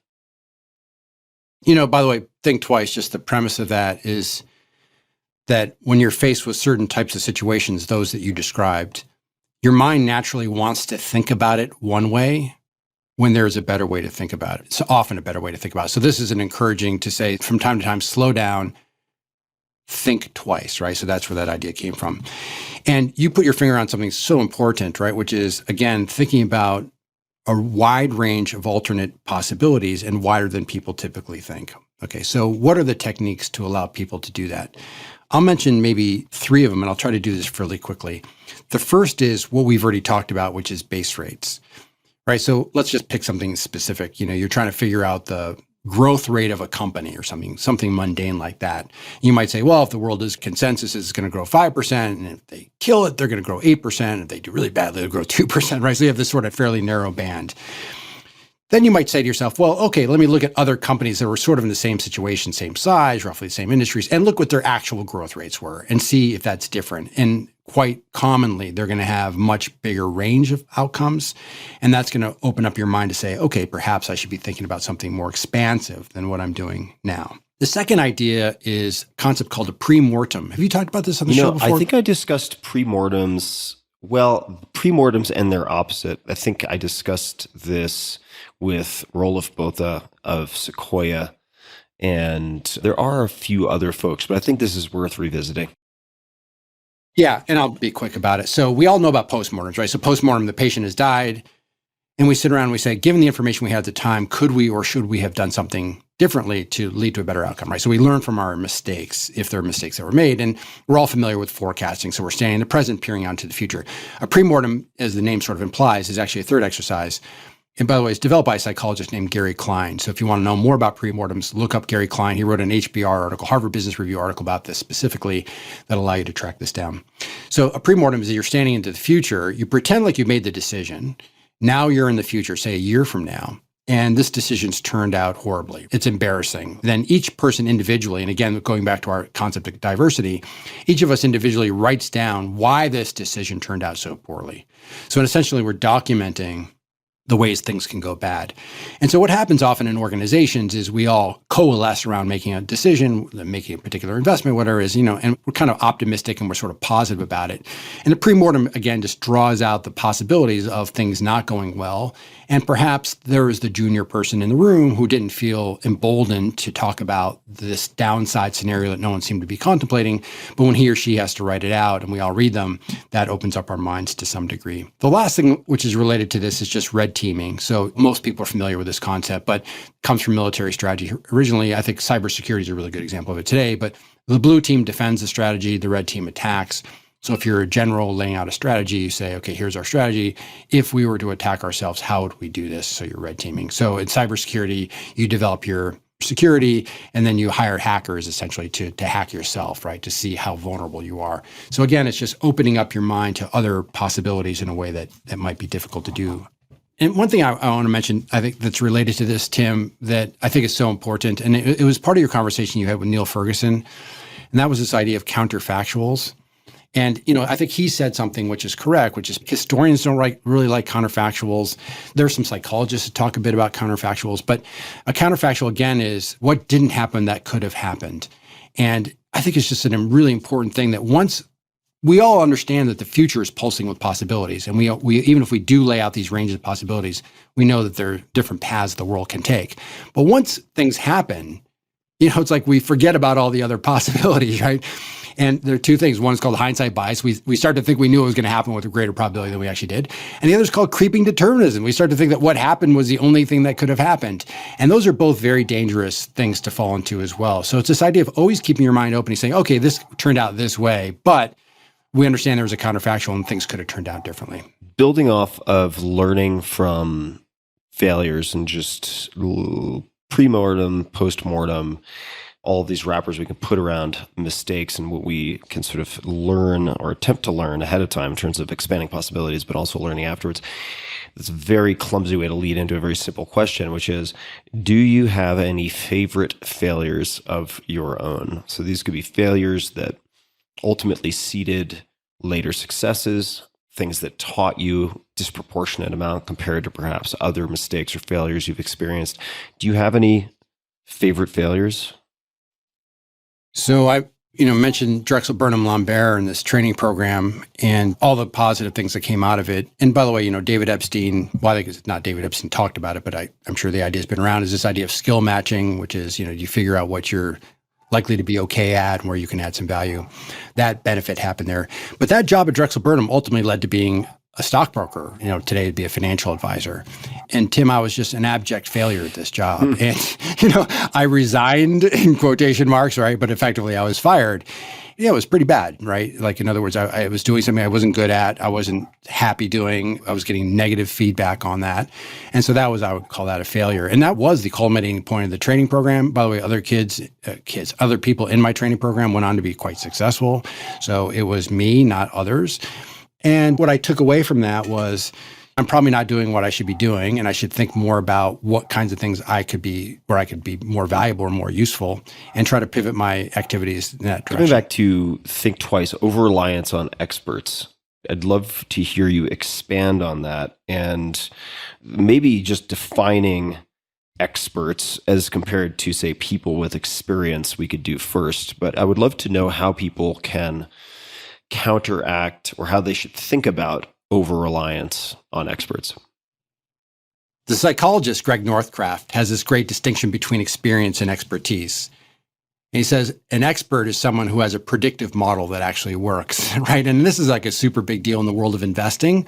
So there are a lot of people who have been around for a long time. They sort of gotten through maybe a couple of good breaks along the way, and they're experienced, but they don't necessarily have predictive models that work. Whereas a true expert has a predictive model that works. I'm increasingly skeptical about experts, and I think the pressure on experts is coming from two different directions. The first is algorithms. And, this goes back to some famous work by Paul Meehl from the 1950s on clinical psychologists, but just demonstrating that it's almost always the case that algorithms, so basically rules that we write down, outperform many experts in many different fields. By the way, it's actually even more interesting than that, because sometimes you can go to somebody and say, tell me how you do this. Tell me how you think about what you're doing. And you can actually write out a bunch of rules, and they're telling you the rules, right? And then if you actually compare the person with the model that the person created, the model does better than the person themselves, right? So it's not, the slippage is not the way they're thinking about the world. The slippages are not executing, right? And this is a lot of the work on the checklists and so on and so forth. But anyway, so that's the first thing, is there can be algorithms. And I think what we're seeing in our world is more and more of these. Now they're downsized algorithms, but more and more of these algorithms. And then the other one, Tim, is what we've already talked about, which is in the complex domains. I think in many instances, there's a lot of evidence that the wisdom of crowds is better than experts, in quotes. And this goes back to, we talked about Phil Tetlock and the work on super forecasting a few moments ago. Phil Tetlock's, the first book I read of his was in the I think 2006 or 2007, called Expert Political Judgment. And there he actually took about 400 experts, asked them to make very specific, and by the way, these are master's, PhD level people, right, at the top of their field, and asked them to make very specific predictions in economic, political, and social domains, and then kept track and found that they were, not much better than chance at making their predictions. And by the way, they're like you and me. When they get something wrong, they have a litany of excuses, right? Like, oh, you just wait, or, oh, had this happened, I would have been right about this. One of my favorites is somebody said, like, my prediction was so important, it changed the course of world events. I was like, okay, so that's an interesting one. That's also interesting. So I think that the wisdom of crowds can outperform. And so I think that's leading to this idea called the expert squeeze. But in certain domains, again, you should listen to experts. One of the ways that you can figure this out is to say, like, okay, if I appeal to a bunch of different experts, are they going to basically give me the same answer, right? And so tomorrow you want to say, hey, how's the weather going to be tomorrow? You can turn on various TV channels, probably a couple of internet sources, and you're going to get roughly the same thing, right? So those experts are going to converge on the same solution. By contrast, if you say, again, geopolitical stuff, or, what will the price of oil be and whatever, you can get some very well qualified and credentialed experts with different views. They're going to say things that can be potentially wildly different.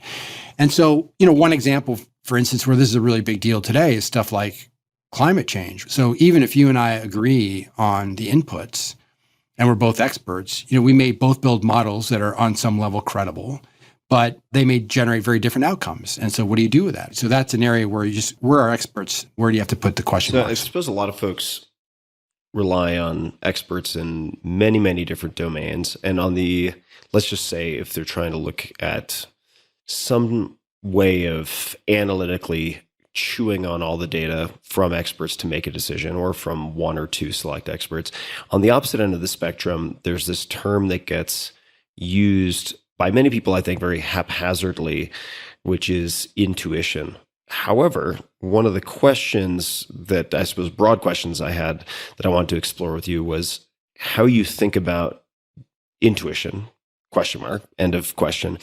And broadly, here's one from Josh, which is, how can an awareness of cognitive biases be internalized into intuition? And then he added to that, and somatically accessed. But we can potentially hit pause on that. You and I both know, Josh. But how do you think about intuition? Yeah. It's an absolutely fascinating topic. And here again, by the way, I'll mention Gary Klein, the pre-mortem guy, has been pretty strong advocate for something called naturalistic decision-making, which relies a lot on intuition. Danny Kahneman, who won the Nobel Prize in economics as a psychologist, has been one who's pointed out the heuristics and biases and things like prospect theory and so forth. So they were sort of on opposite ends of this. And interestingly, they did an adversarial collaboration. In 2009, they published a paper called A Failure to Disagree. So that's interesting, Kahneman and Klein. So Tim, I would take one step back and say, using some language from psychology, this is brilliant branding, by the way. There are two systems of the mind, system one and system two. It's just like inside, outside view. It's like those guys need marketing. They need a marketing department over those psychology departments. So system one, as you know, people have talked a lot about this. It's your experiential system. So it's fast, it's automatic, it's difficult to train, but it basically runs your life for the most part. System two is slow, it's purposeful, it's deliberate, it's costly, right? You have to recruit it often. It's lazy, it doesn't really want to do much work. And I would say that intuition is a situation where you've trained your system one in a particular domain to be very effective. For that to work, I would argue that you need to have a system, so this is the system level, that it's fairly linear and stable.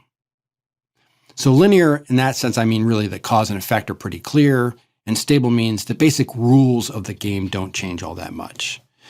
So if you have those conditions, and by the way, even driving your car, you've got some intuitions about how that works, you can get around, that's fine. If I put you in a stressful driving situation, of course, like bad weather or certain speeds, whatever, you're what you know to do is going to not be sufficient to get the job done. So I had this interesting conversation with Josh about this specifically. By the way, The Art of Learning is fabulous. I'm a huge fan. And by the way, just in awe of his accomplishments, all his accomplishments, but certainly when you think about two domains, chess and martial arts, for instance. And he was, working with different investors, and he would say to him, he told me, he's like, I would tell him, like, rely on your intuition. And I was like, dude, I don't know if that's good advice, right? And the reason is, I'm like, for you, Josh, you happen to excel and become world-class in two domains that were linear and stable. Chess is a perfect example. It's almost like the canonical example where, experts exist, they're grandmasters, they chunk. I mean, all that kind of stuff they're just operating at a different level than certainly I am. And then you go to the martial arts, and I just remember reading in The Art of Learning, he's got this interesting section toward the end where I think he was in some sort of like world championships for Tai Chi, and it was in Taiwan. And so he goes there, and I don't know enough about how all this works, but I hope I get this roughly right, is apparently they decided to change the rules to change like a starting position for engagement and the size of the ring, which seemed like a really big deal. So he's been training using these other things, and all of a sudden, essentially my system became unstable, right? Likewise, by the way, if you said chess, we're going to make the board now 10 by 10 and the pieces move differently, right? All the expertise of the grandmasters would go out the window. So I think that intuition tends to be because we all feel it, by the way, we all have that sensation of an automatic answer that comes to us. But I think it tends to be way overweighted. And, the other thing we have, another problem with intuition is a big sampling bias problem, right? Which is like people say, like, how'd you come up with this idea? And like, it just came to me in a flash, like intuitively, right? And we forget about all the dumb ideas that came to people they don't talk about, right? So there's a sampling problem as well. So that to me would be the thing on intuition that I think is really important. So it's not that it doesn't exist. It absolutely does. It can be through this training. Now, this goes back, Josh's question is a little bit another level, right? Which is how do you eradicate bias from this? And I do think that's almost part and parcel of the system, right? Because if you're learning in one of these stable and linear systems, your failures it's much more, it's easier to point out your failures, I think, or your mistakes or your errors than it is perhaps in other systems. So I think they kind of get weeded out to some degree. We obviously have these also, I mentioned before, like overconfidence and confirmation bias. We have biases and all sorts of other things, but those tend to be more relevant for more open domains per se. And by the way, I should ask you, Tim, so would you say, like, when you think about your experience as a wrestler, let's focus on like wrestling perhaps, or even dancing, but wrestling, do you feel like you trained yourself in such a way that not to say it was perfectly automatic, you may have had a little dialogue in your head, but you sort of knew what you were doing and how to do it fast and hard and accurately and all that? Would you say that? I would say that probably even more so in judo, but I certainly think I went from, say, unconscious incompetence to conscious incompetence to conscious competence to unconscious or kind of automatic competence, which is part and parcel of competing in probably, I would have to imagine, most sports, not all, but speed is a deciding factor. So I do feel like I got there.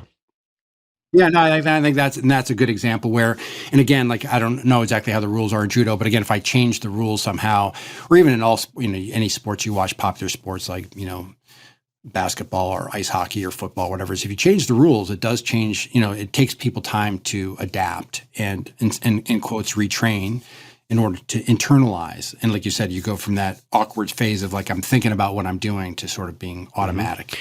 And it should provide maybe a little bit more context to you for why I'm asking about intuition. Certainly, I'm asking because I wanted to build off of what Josh had put forth. And I know he thinks very deeply about different systems of thinking and is truly a spectacular competitor and is almost just beyond comparison for me in his ability to systematically deconstruct and become world-class in different domains. I mean, he's doing it with foil boarding right now, and to watch his progress over the last few years has just been astonishing, quite frankly. I've also started to ask other podcast guests and friends in different domains about intuition, not because I'm looking to justify it in any kind of new age way or overweight it, but I'm curious how, perhaps put a different way, they utilize different systems of thinking in their own lives. And so had, for instance, John Vervaeke, who's a professor of a few different things, cognitive science among them, at the University of Toronto, and he talked about intuition as implicit learning, so pattern recognition, and how that can be well-shaped or poorly shaped. I'm using my words and not his.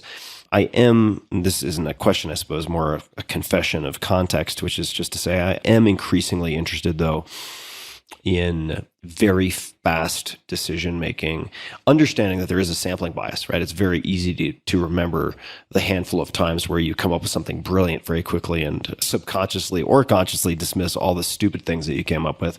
But nonetheless, an area of interest, I guess partially because I've just focused so much on the analytical side and the more laborious forms of arriving at answers that's something I'm deeply interested in.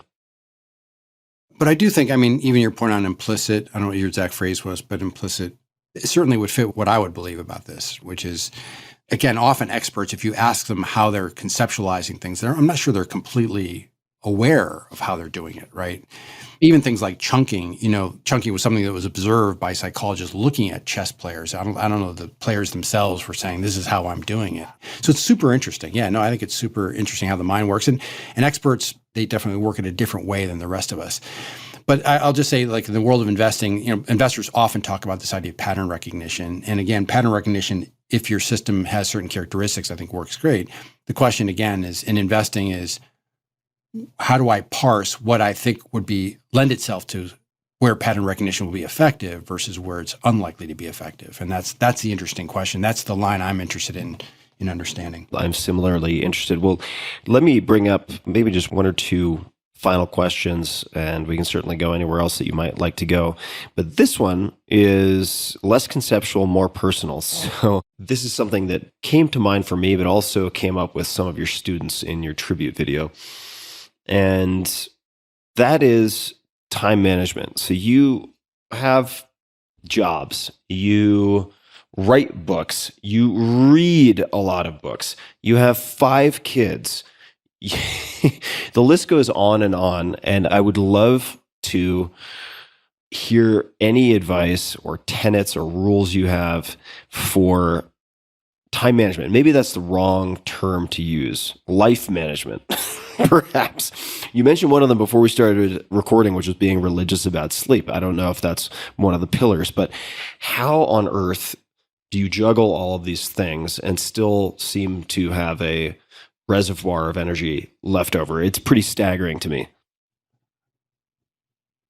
Yeah, it's certainly not as impressive as it looks. But let me just say that I'll start with my life partner, my wife, and I really mean a partner. And I've always thought, this is at least my own view. I don't know if people have talked about this or this is how they feel, but it's almost like an amplifier. And if you have a really good relationship and someone that works well with you and you're compatible and you have, same sort of sets of goals, it just amplifies everything and makes everything better.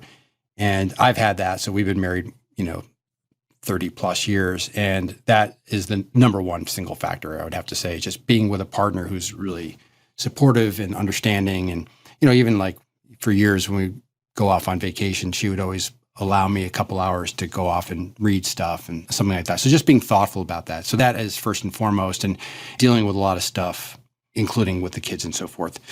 The second thing is, I don't know, like I've been doing this for a very long time, right? So it sounds like you're reading off all these things. It's over a very long period of time. I will just say that I enjoy a lot of this stuff. So I really enjoy learning things. I enjoy reading things. I enjoy trying to understand things at first principles. I enjoy trying to track ideas down to their genesis to understand where they came from and how they got to where they are today.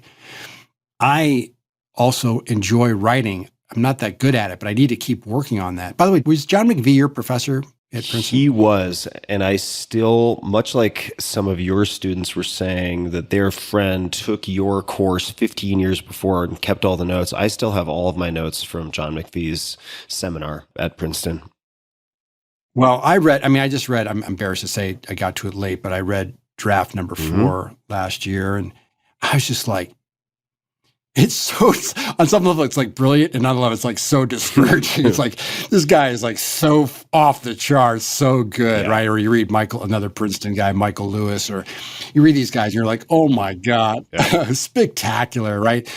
But I think this idea of organizing your thoughts and trying to communicate them effectively, that's also very motivating.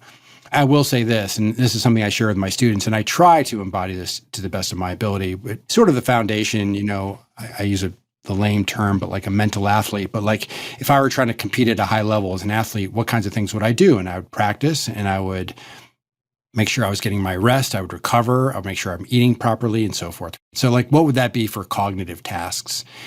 For me, and by the way, I really appreciate that you spent so much time with Matthew Walker and brought his ideas to the world, because I think his stuff is really, really powerful.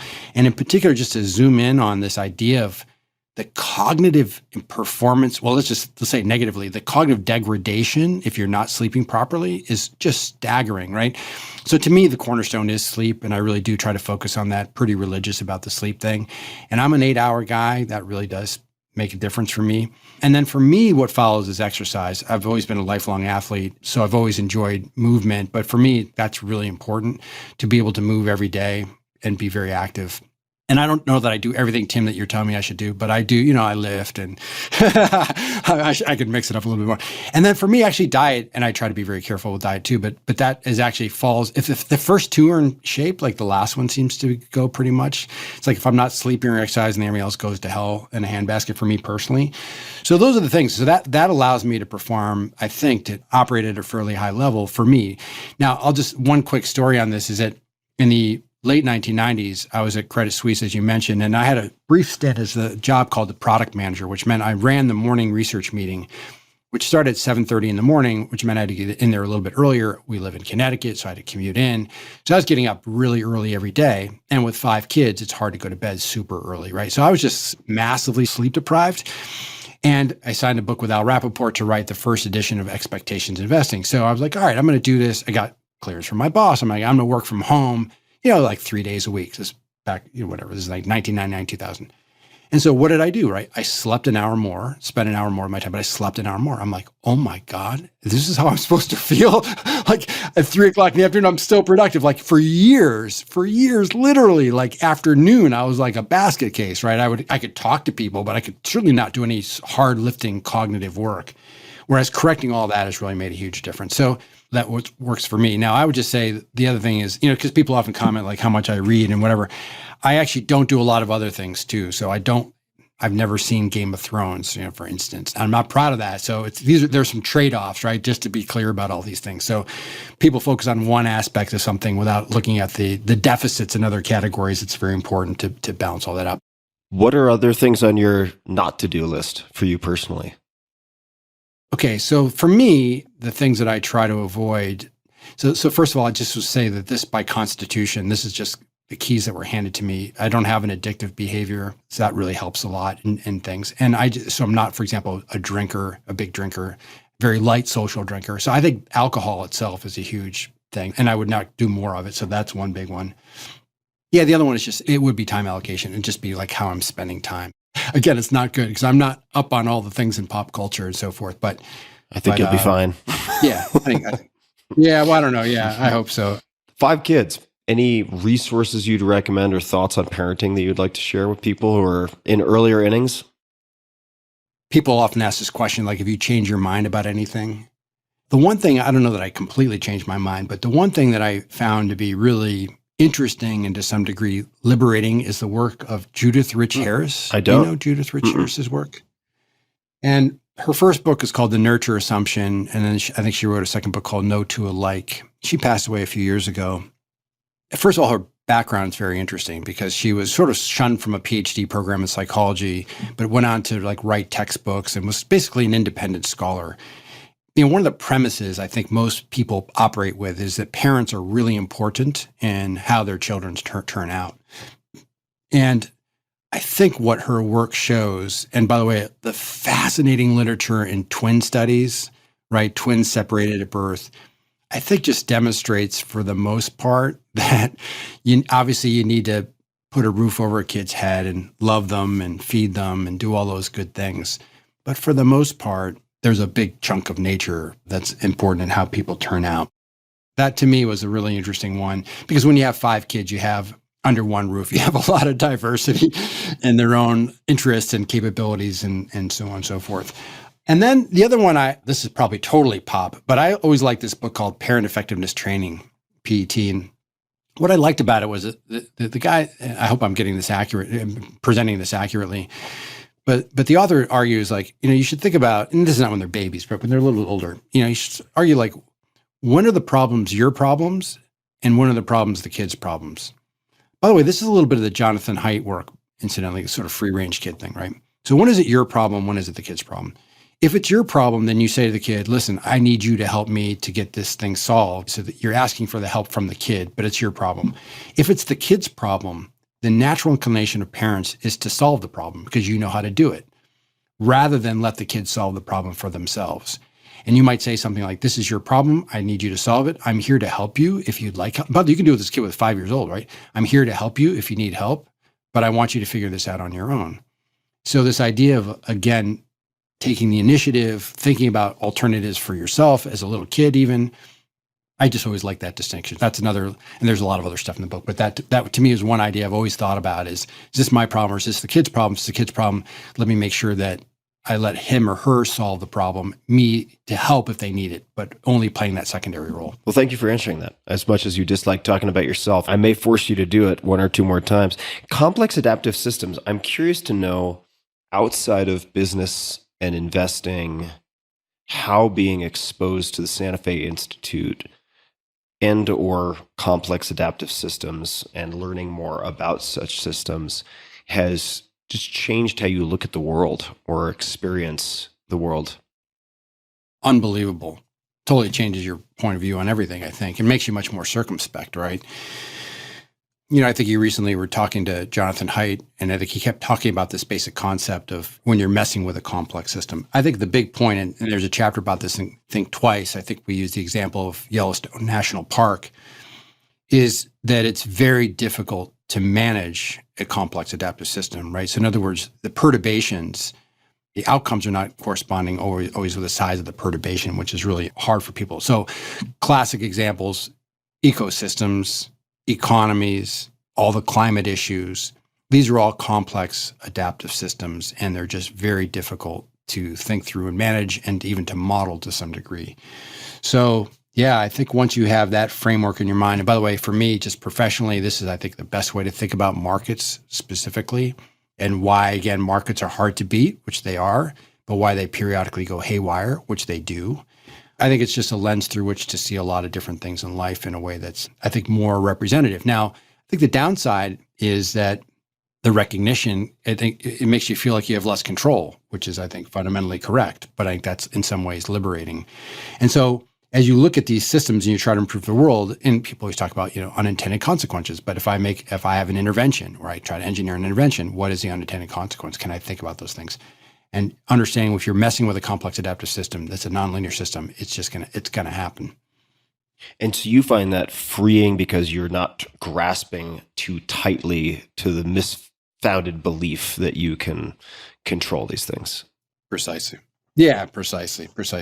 It's interesting. If you're trying to understand a system, is it useful to be able to describe it in terms that seem to be reflective of what's going on? And I think that's probably right. So I think this is just a better description of a lot of systems that we deal with, and we don't necessarily describe things properly. So I think this helps in that regard too. I'm ready to dig in after being waterboarded with all the value of studying complex adaptive systems from Dr. Bill Gurley and yourself. Exactly. I'm sold. So I need to, sounds like, well, I don't know. If I wanted to read about complex adaptive systems, let's see, I'm trying to find the title of the book, Complexity, that came up earlier. Is that the place to start, or are there other books you would suggest starting with? There's a book by Melanie Mitchell, who is now resident faculty at the Santa Fe Institute, called Complexity, A Guided Tour. And it's more than just the narrow concept of complex adaptive systems, but there's tons of stuff in there that's absolutely fascinating. And I would just say, like, every thinking person, certainly scientifically literate person, if you can grasp the ideas in Melanie Mitchell's book, Complexity, that would be a great start. There are a lot of resources on the website at the Santa Fe Institute. So that is santafe.edu. So I would check that out as well. But if you really just go to a bookstore or go to Amazon and type in complexity or complex adaptive systems, a bunch of stuff will show up. Melanie, by the way, one of the people she worked with was John Holland. And John Holland, he may have coined the term complex adaptive system, but John Holland is also like another, he's also passed away, but a titan in this whole area as well. So I wanted to perhaps wrap with the question of the metaphorical billboard, and I'll put this in context. And if this is a dead end, I'll take the blame for it. And the question is I suppose pretty simple. It's simple to ask, which is, if you had a billboard on which you could put anything, metaphorically speaking, to get a message, a quote, a question, an image, anything out to billions of people, ideally non-commercial, what might you put on that billboard? Does anything come to mind? One thing that comes to mind is there's a quote from Phil Tutlock's book, Phil and Dan Gardner, Super Forecasting. There's just a quote which I love, and I find myself repeating it often. And it says, beliefs are hypotheses to be tested, not treasures to be protected. Oh, I love that.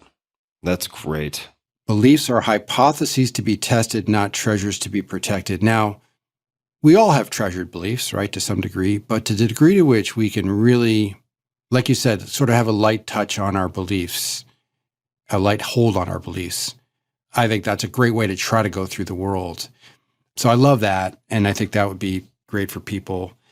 Can I mention another one? Again, this is too wordy, but there's a really interesting book called The Psychology of Intelligence Analysis. Do you know that? You probably do know that book, by Richard Hewer. It's called The Psychology of Intelligence Analysis, and the author is Richard Hewer. And there's actually a PDF of it, which you can get through the CIA website. So if you Google, Hewer, H-E-U-E-R, The Psychology of Intelligence Analysis, and then CIA, it'll pop up somewhere. And I'm going to paraphrase this. It's toward the beginning of the book, but I always love this too.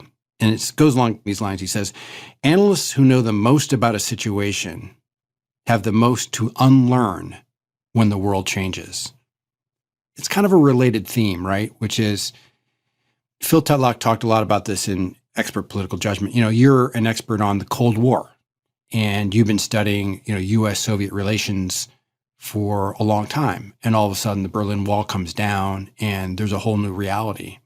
What are you going to do, right? You have to unlearn all the stuff that you know and start anew. And that's just really difficult for people to do. So one of my takeaways in that latter, why I think that one's interesting, is that's why the beginner's mind is so important. And as I always like to say in organizations, what's bad about young people is they don't know anything. And what's good about young people is they don't know anything, right? So this idea, can we have people around us? Can we surround ourselves with people who are willing to ask the naive question, who are willing to have fresh eyes, who are willing to not carry around baggage, perhaps? And that baggage may have been very helpful for us at some juncture, but to not have that baggage. And so that, to me, would be another, this idea of trying to avoid this situation where you fail to unlearn based on your past. What a great place to begin to wind to a close. So, Michael, people can find you on Twitter at MJ Mauboussin. That's Maubousssin. Your website, michaelmauboussin.com. Where should people start with respect to your books? If they are a layperson not focused on investing but would like to become better thinkers, where would you suggest they start? And then for professional investors who are new to your work or people who would like to become better investors, where should they start?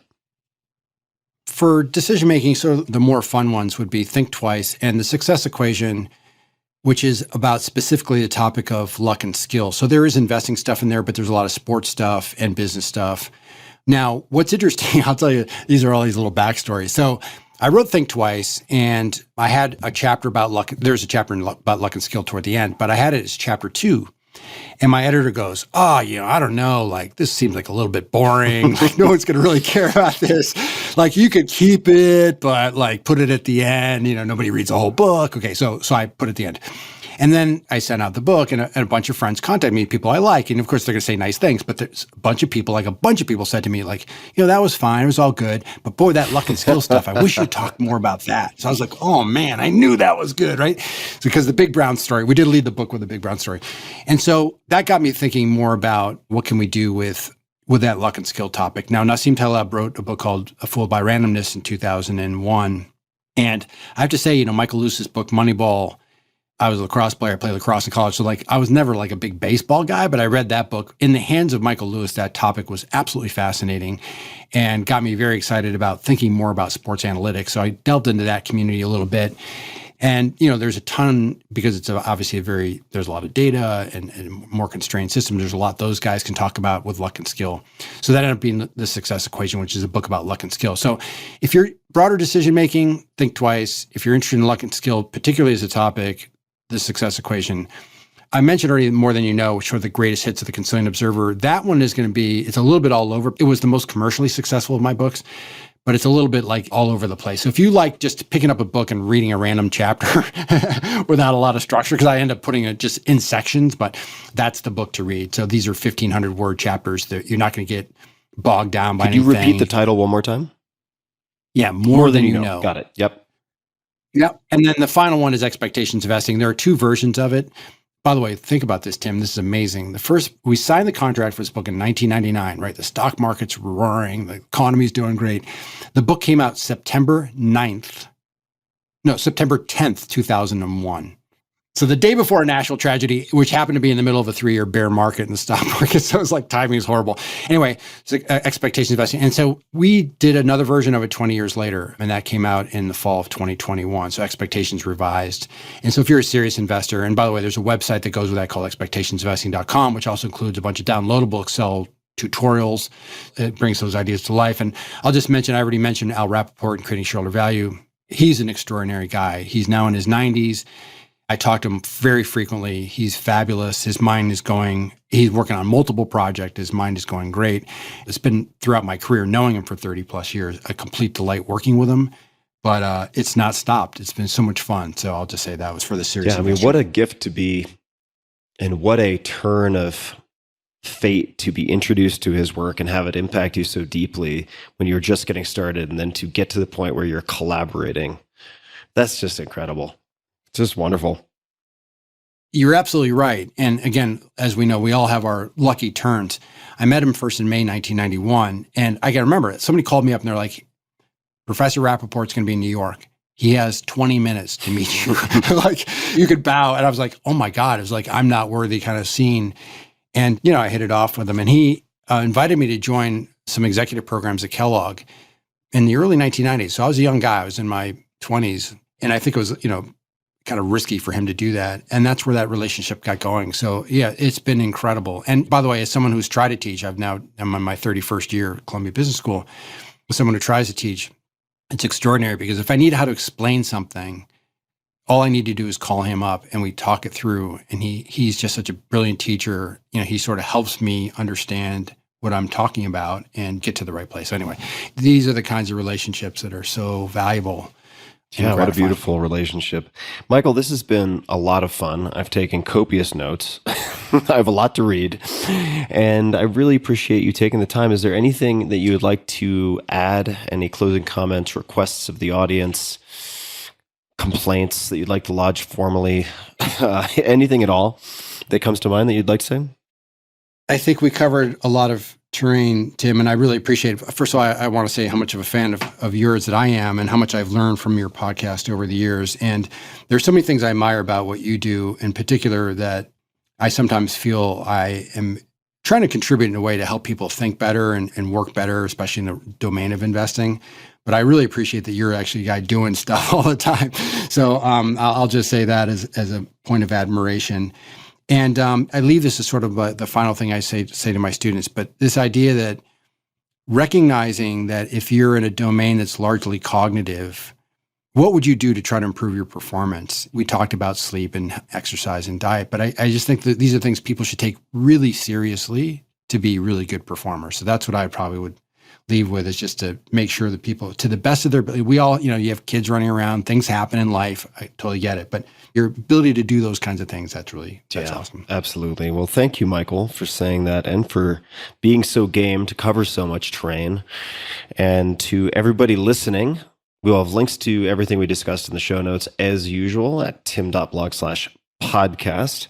And if you can't spell Mauboussin, then just type in Michael, and chances are you'll find Michael right away. And until next time, thanks for tuning in. Be just a bit kinder than necessary to other people and to yourself. And remember, if you were doing a lot of work cognitively, you're a cognitive athlete, and your brain is not separate from the rest of your body. So you need to mind your P's and Q's when it comes to the basics, the fundamentals, and that includes sleep. So thank you for listening, everyone. And thank you, Michael. And until next time, this is Tim Ferriss signing off. Hey guys, this is Tim again. Just one more thing before you take off, and that is 5 Bullet Friday. Would you enjoy getting a short email from me every Friday that provides a little fun before the weekend? Between 1.5 and 2 million people subscribe to my free newsletter, my super short newsletter called 5 Bullet Friday. Easy to sign up, easy to cancel. It is basically a half page that I send out every Friday to share the coolest things I've found or discovered or have started exploring over that week. It's kind of like my diary of cool things. It often includes articles I'm reading, books I'm reading, albums perhaps, gadgets, gizmos, all sorts of tech tricks and so on that get sent to me by my friends, including a lot of podcast guests. And these strange esoteric things end up in my field, and then I test them, and then I share them with you. So if that sounds fun, again, it's very short, a little tiny bite of goodness before you head off for the weekend, something to think about. If you'd like to try it out, just go to tim.blog/Friday. Type that into your browser, tim.blog/Friday. Drop in your email, and you'll get the very next one. Thanks for listening. This episode is brought to you by Shopify. Shopify is one of my favorite companies out there, one of my favorite platforms ever. And let's get into it. Shopify is a platform, as I mentioned, designed for anyone to sell anything, anywhere, giving entrepreneurs the resources once reserved for big business. So what does that mean? That means in no time flat, you can have a great-looking online store that brings your ideas, products, and so on to life, and you can have the tools to manage your day-to-day business and drive sales. This is all possible without any coding or design experience whatsoever. Shopify instantly lets you accept all major payment methods. Shopify has thousands of integrations and third-party apps, from on-demand printing to accounting to advanced chatbots, anything you can imagine. They probably have a way to plug and play and make it happen. Shopify is what I wish I had when I was venturing into e-commerce way back in the early 2000s. What they've done is pretty remarkable. I first met the founder, Toby, in 2008 when I became an advisor, and it's been spectacular. I've loved watching Shopify go from roughly 10 to 15 employees at the time to 7,000 plus today, serving customers in 175 countries with total sales on the platform exceeding $400 billion. They power millions of entrepreneurs from their first sale all the way to full scale. And you would recognize a lot of large companies that also use them who started small. So get started by building and customizing your online store, again, with no coding or design experience required. Access powerful tools to help you find customers, drive sales, and manage your day-to-day. Gain knowledge and confidence with extensive resources to help you succeed. And I've actually been involved with some of that way back in the day, which was awesome. The Build a Business competition and other things. Plus, with 24/7 support, you're never alone. And let's face it, being an entrepreneur can be lonely, but you have support, you have resources, you don't need to feel alone in this case. More than a store, Shopify grows with you, and they never stop innovating, providing more and more tools to make your business better and your life easier. Go to shopify.com/Tim to sign up for a $1 per month trial period. It is a great deal for a great service, so I encourage you to check it out. Take your business to the next level today and learn more by visiting shopify.com/Tim. One more time, shopify.com/Tim, all lowercase. This episode is brought to you by House of Macadamia's delicious and nutritious nuts. Holy hell, folks, I tell you, these things are delicious. I've been gobbling them all day. Anyway, I love macadamia nuts and have been enjoying them often since keto expert Dr. Dominic D'Agostino recommended them way back on the podcast in 2015. They taste great, and they have more healthy monounsaturated fat than both olive oil and avocados, 27% fewer grams of carbs than almonds, and more than 50% fewer grams of carbs than cashews.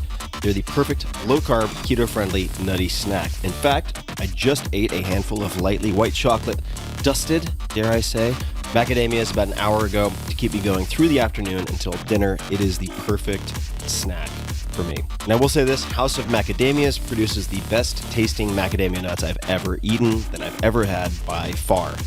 That's due, in part, to their location in the Mpumalanga province of South Africa, which provides the ideal temperature, altitude, soil composition, rainwater, and pristine mountain water for growing, you guessed it, macadamias. House of Macadamias have partnered with the largest macadamia producer in the world, comprising 94 independent farmers in South Africa, which gets them first pick of the highest quality macadamia nuts in the region to make their one-of-a-kind snacks, like their vegan, paleo, and keto-friendly chocolate-dipped macadamias. They really took their time to get all of this right, and they've done more than 2 years of flavor testing, and you can taste that in each packet you consume. And I've had 2 of those today. Listeners of The Tim Ferriss Show can use code TIM20, that's TIM20, to get 20% off of all orders, plus for a limited time, a free premium extra virgin cold pressed, all the things, macadamia oil with any order, valued at $20. I love macadamia oil. It has a very high smoke point. You can use it for all sorts of things. It is perfect for cooking, salad dressings, and much more. So that's code TIM20 for 20% off, plus a free extra virgin cold-pressed macadamia oil with every order. Visit houseofmacadamias.com/Tim to discover some of the most delicious and nutritious nuts on the planet. One more time, that's houseofmacadamias.com/Tim.